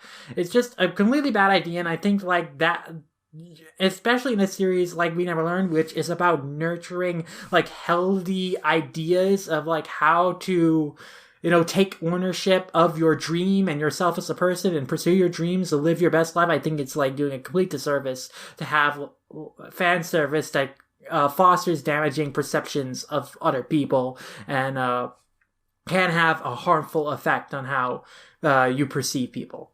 Yeah, because like I said, it normally, like, you know, I would just be annoyed at fan service because it's just generally distracting. But for a series like We Never Learn, it is extra disappointing.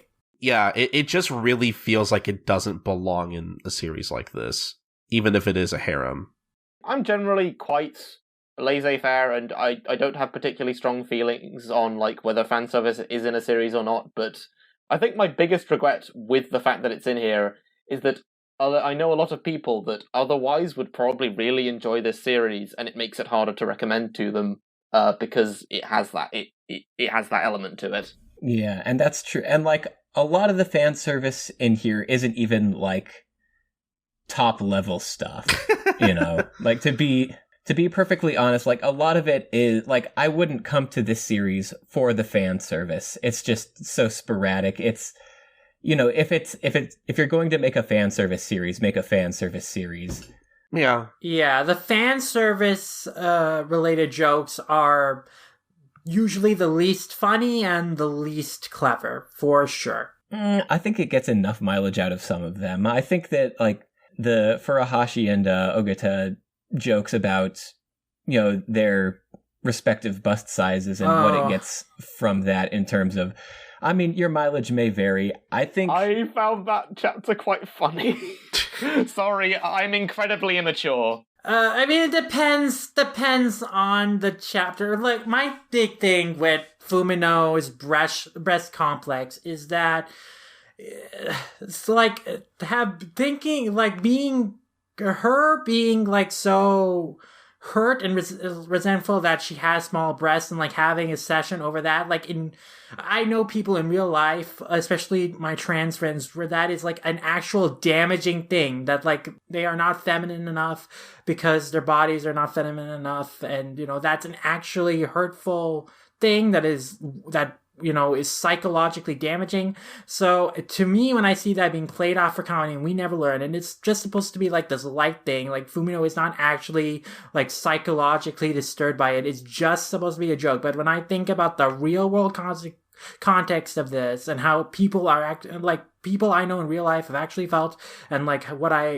stories that I've heard and like of this body dysmorphia, like, and I think to how Fumino is like feeling about, you know, looking at the bust sizes of her friends and like not feeling like she's feminine enough and feeling like inadequate. I think that is, you know, I think that's in real life, that's a really harmful, damaging thing. And I think that it's wrong to just play that off as comedy in a series aimed towards children and have them develop these ideas that, you know, you're less feminine if you don't have big breasts, or it's funny if you don't have big breasts, and you know, that's a joke. Oh, ha ha ha! Like, I just, to me, that I think that is really irresponsible and is just very mean-spirited. There are times where when Tsutsui frames it as a joke about just Fumino being like petty or envious, like for like during the chapter where Yuiga is giving massages, you know, in the costume, and like, you know, Rizu has her back massage and stuff, and like originally Fumino was gonna have her lower back massage, but then she's like thinks for a second and is like, oh, actually, oh, my shoulders ache, oh wow, like having just real hurts. Like, that was the time where it was funny because the way the execution played off, it was a joke about her like trying to compete with Rizu in a way. It was a joke about like just like her own pettiness that she just wanted to like keep up appearances and in like kind of a form of vanity. When it's framed like that, I can find it enjoyable and laugh at it. But oftentimes when its joke is just that, oh, Fumino is resentful because she has low breasts and she hates that her friends are commenting on that, and it's like making her feel hurt or like giving her low self-esteem, that stuff I really am uncomfortable with, and I think it's irresponsible. And characters with small breasts having that be a punchline is quite a common thing across anime and manga. Yeah, it needs to stop, because you need to think about the real world consequences. What kind of messages are teaching children? God damn it. Yeah, I can understand that perspective. I would even say I agree to an extent, maybe not with as much conviction as you believe. But I think ultimately what, all this ends up boiling down to is that the fan service and all the elements of it, they're going to be divisive no matter what. Your mileage is probably going to vary on whether, it's something that you don't have an issue with in the series, whether it's something that's potentially adds a little bit to the series for you, whether it's something that detracts some or that really detracts or even ruins or makes the series inaccessible for you. Mm-hmm. The series would be so much easier to recommend to other people, and I think so many people get so much out of it, but you have to add this qualifier of fan service, and it makes me so sad, and it makes me wish the fan service was not in here so that it could reach a wider audience. I could never recommend We Never Learn to kids because I don't want to expose them to fan service or the very poorly taught out body dysmorphia jokes, because I just don't, because that will not be right or positive for them. So I don't I really think it's a real shame, because there's just such the core of You Never Learned is so good, but it really does undermine itself with this fan service. Like I said, I really hope that's just a problem with whoever's editing We Never Learn, but again, we don't really know for sure. I felt during the early chapters that it felt forced to me, the fan service, but as the series has gone on, I think, for worse, in my opinion, that Sushi Taichi has embraced it. But, it's the series. We can't change it, but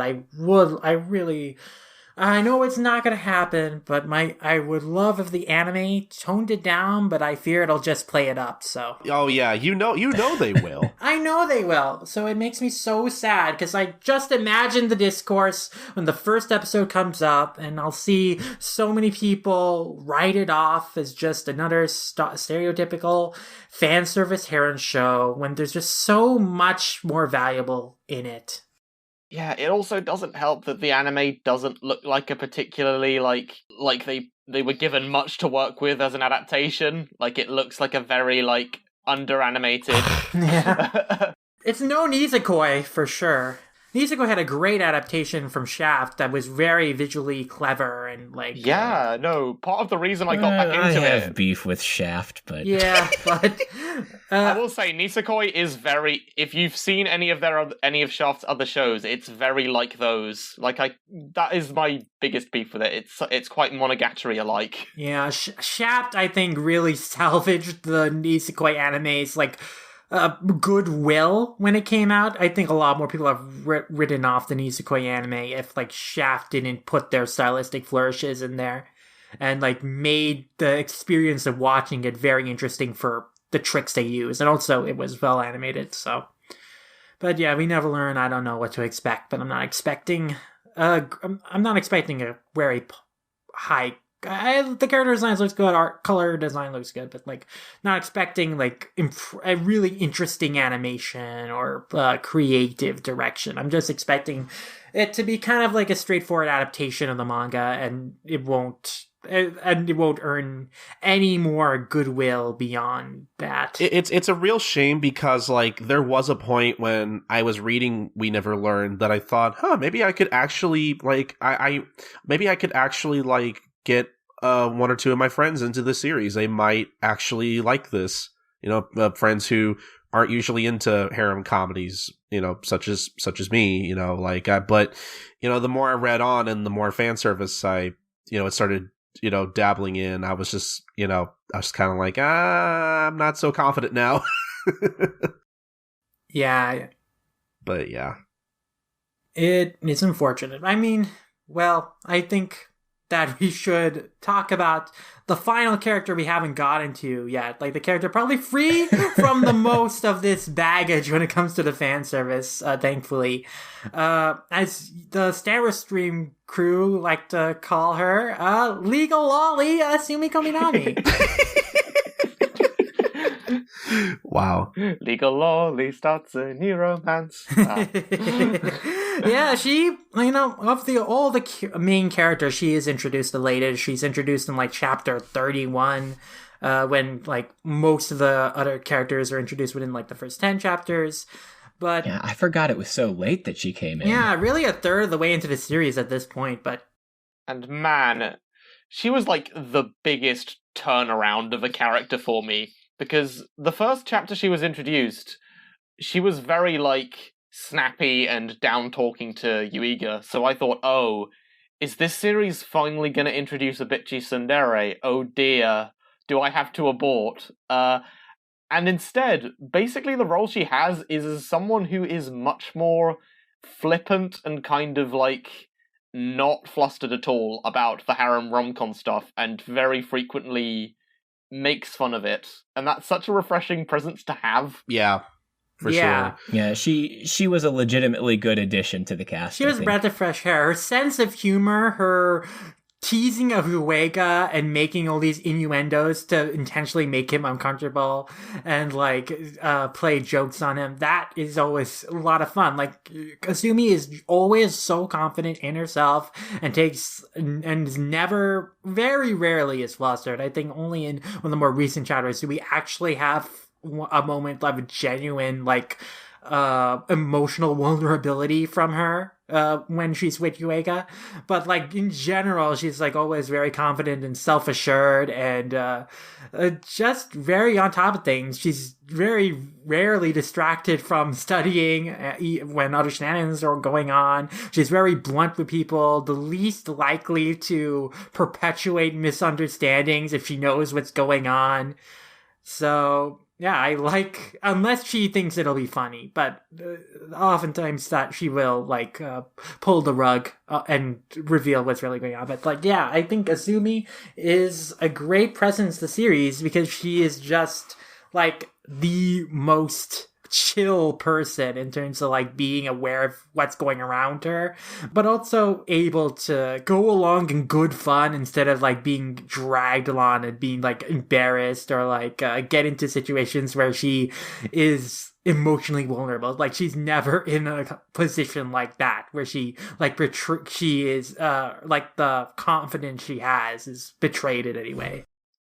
I have to give We Never Learn credit where credit is due in that it's been over 100 chapters and there's still no, like, real tsundere characters, which for me is a huge plus because it I mean with everything else, you know, a tsundere character would have just been like the nail in the coffin for me. Like, I cannot stand that character archetype whatsoever. It's so common. I mean, Rizu, I think, was supposed to be that at the beginning, but very quickly that changed. So I'm very glad that We Never Learn is one of those rare harem rom-coms that is free from the tsundere. Yeah, I think Kirisu is the closest to that, and even she doesn't really count. At this point, she's not even that at all. Like, she's very rarely soon, unless it's, like, when it comes to academics or, like, people messing around. Otherwise, she's kind of a pretty reasonable person, or the joke is about her being not able to do adult things very well. Like, Asumi to me is, like, serves as a good kind of big sister kind of role to the rest of the cast. Yeah. Which I think is pretty great. And I just love, I mentioned earlier, I love how, like, welcoming the rest of the cast is with her when they, when the rest of the girls, like, run into them at the restaurant or whatever. It's just so nice. Like, I love that. Yeah. I know the joke with Azumi is that she is supposed to look really young, but I have to admit that never at any point in the series do I actually ever feel that she looks younger than the other characters. Her eyes are drawn in such a way that she just does feel like an older character than the main high school trio of girls. Yeah, it's primarily her height, and even then, she's taller in a lot than of panels. Rizu. That's not even often. Yeah. Very rarely is that very obvious that she's very short. So they constantly make the joke how like she looks like an elementary schooler when I know it's supposed to... she doesn't. I mean, it's supposed to be the idea of it because her hairstyle is like a childish hairstyle.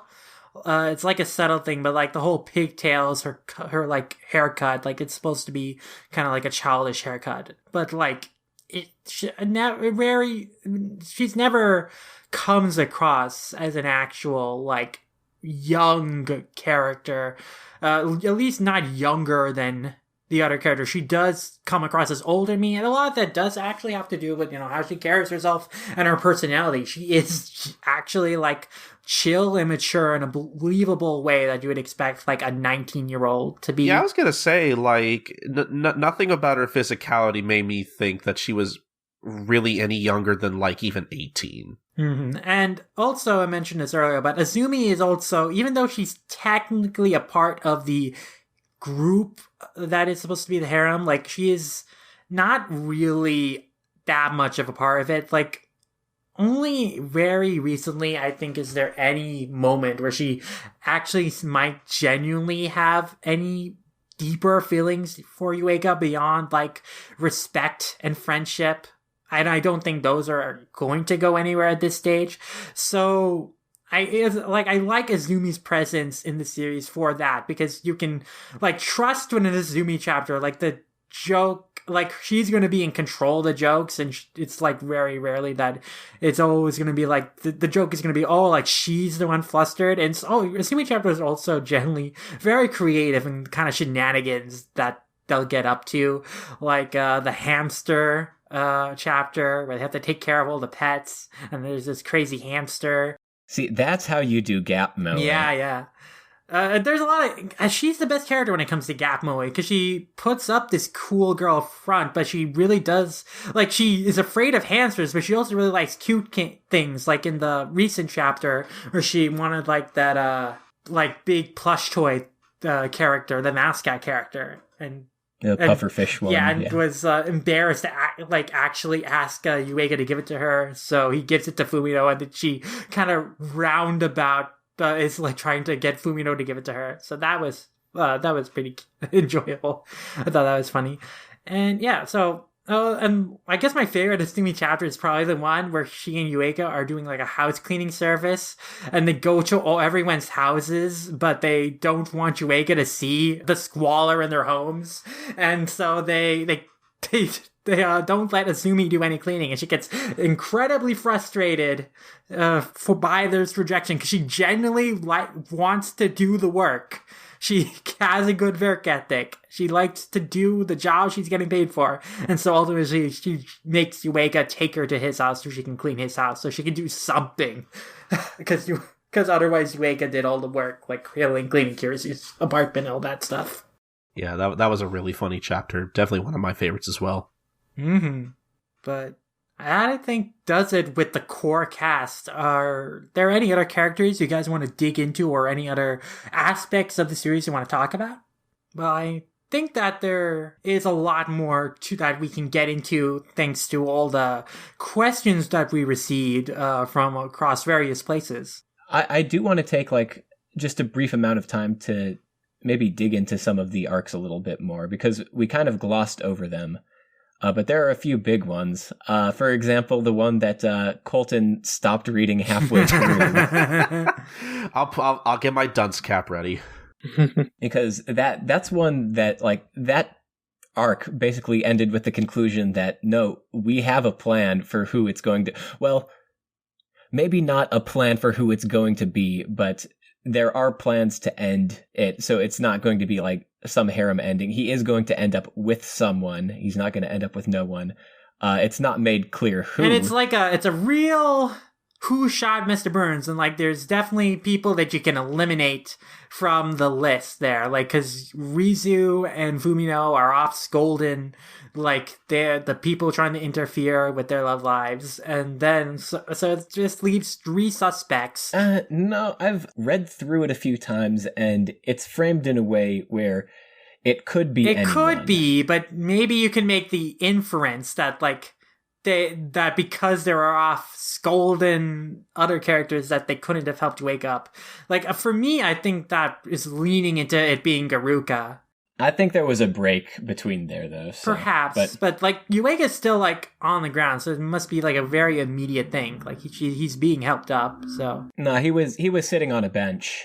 But either way. Like, it'll be very interesting to see if that gets implored. That's like the whole, like this one nice thing about the series is that there isn't like a big, like, mystery box thing. There's no like with Nisekoi, there's the keys and the locket and all that. And that's like a big thing for the entire series. And it's like, oh, there are more characters with keys, but there's only this mystery and we never learn. And even then, like, just because there's this mystery, that doesn't necessarily mean that when we get the revelation of it, that necessitates that is like the end game for the characters. So we'll see about it. Yeah, it's like we mentioned earlier. Like I think that was, I think that's one of the reasons I got so burnt out on Nisekoi, especially in like its last year of serialization, because it's like for me in particular, for me personally, there was no tension as to like, who Raku was going to end up with, because, like we said, it's telegraphed pretty heavily from the beginning that it was always going to be Chitoge. Mm-hmm. Maybe a slight chance for Onodera, but probably not. Chitoge was the poster character. Like, she was the representative of the series whenever Nisekoi was marketed. Like, was the face of the series. So she was Nisekoi from Nisekoi. Basically, it was very hard to buy that any other character besides her could be the end game, because she was like, for all intents and purposes, the main character in terms of the marketing. But when we never learn, it's a lot more varied. Like, it's a little more unpredictable. The series itself is unpredictable in terms of like the amount of attention it focuses on establishing romantic relationships between Yuiga and other characters, but also in terms of like the marketing of the series. Again, on Shonen Jump ensemble covers, Rizu and Fumino will always be there together. Like, and just because like they are the poster characters, like, that doesn't mean that they will necessarily end up Wega, because in the series itself, that is their relationships aren't necessarily more emphasized than the other characters. Whereas in Nisekoi, it was very much Chitoge first, Onodera second, and all the rest were like not even contenders, but they were part of the harem. So it was not really a question at any point that it was like going to come down between Chitoge and Onodera, but it was going to be Chitoge who won out in the end, because like it's never the childhood friend. So there you go. I don't know. I guess the only other thing I really want to say on the arcs is that the arc with Furuhashi and her father is objectively, in my subjective opinion, the best arc of the series so far. It has the emotional payoff, for sure. That's the thing. I actually have really mixed feelings on it. Oh, really? Yes. I really like the stuff with Yuiga and her. I feel like her dad got off a bit too light, considering that he gaslighted her basically her whole life and just mocked her, like, her interests. I feel like it was a bit of a... He isn't really resentful enough by the end of it. And it could be that, like, it's going to be developed on later. I'm sure it is. But I feel like things are way too forgiving of him at the end of that arc, or considering how he treated her. I think he definitely could... he needs to... There was more responsibility he should have taken, and, like, he needs to do more to make amends for how he treated Fumino. I think the stuff with Yuiga and Fumino is lovely, though. Yeah, the payoff to, like, her, like, relationship to her mom, and, like, how her mom has inspired her, and, like, how her mom connects her and her dad together, and like that emotional payoff is incredibly cathartic. I legitimately started crying when I was rereading it. It was an emotional arc.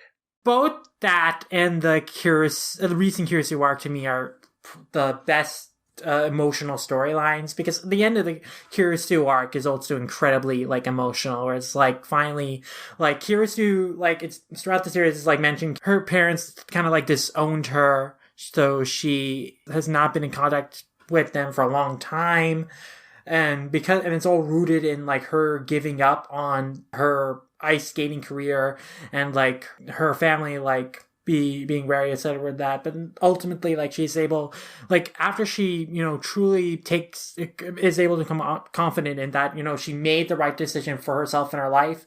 She works up the courage to call her parents again, and like she calls them, and like we have this line that, oh, please don't cry. And it's like, it's emotional. Like Karisu has kind of like been separated from her parents for so long. She was afraid to like confront them and rekindle the relationship because she wasn't sure that she had made the right decision, and she felt bad that she had disappointed them. But like, it has a great resolution in that, she works up the courage after becoming confident in the life she has led, and then it turns out that like her family was also probably struggling with like reaching out to her again. And it's like the idea that her mom, she calls her mom and her mom cries, like, it's very sweet, touching and sweet. It's like, she was able to reconnect with her family again. It's like, to someone who like really values family and family relationships, that was very touching to me. Yeah, it was a good enough arc to completely save Kirisu's character for me. Yeah, but yeah, so We Never Learn has some really great arcs where the series is just at a very interesting place, and I'm going to be curious to see like where it'll go in terms of it continuing to explore these characters and the payoffs that'll have for their arcs, and what note the series will end on in terms of what place they are in terms of achieving their dreams and pursuing their future goals. So like that's what I'm really looking forward to seeing. I have no clue like how much longer the series might go on.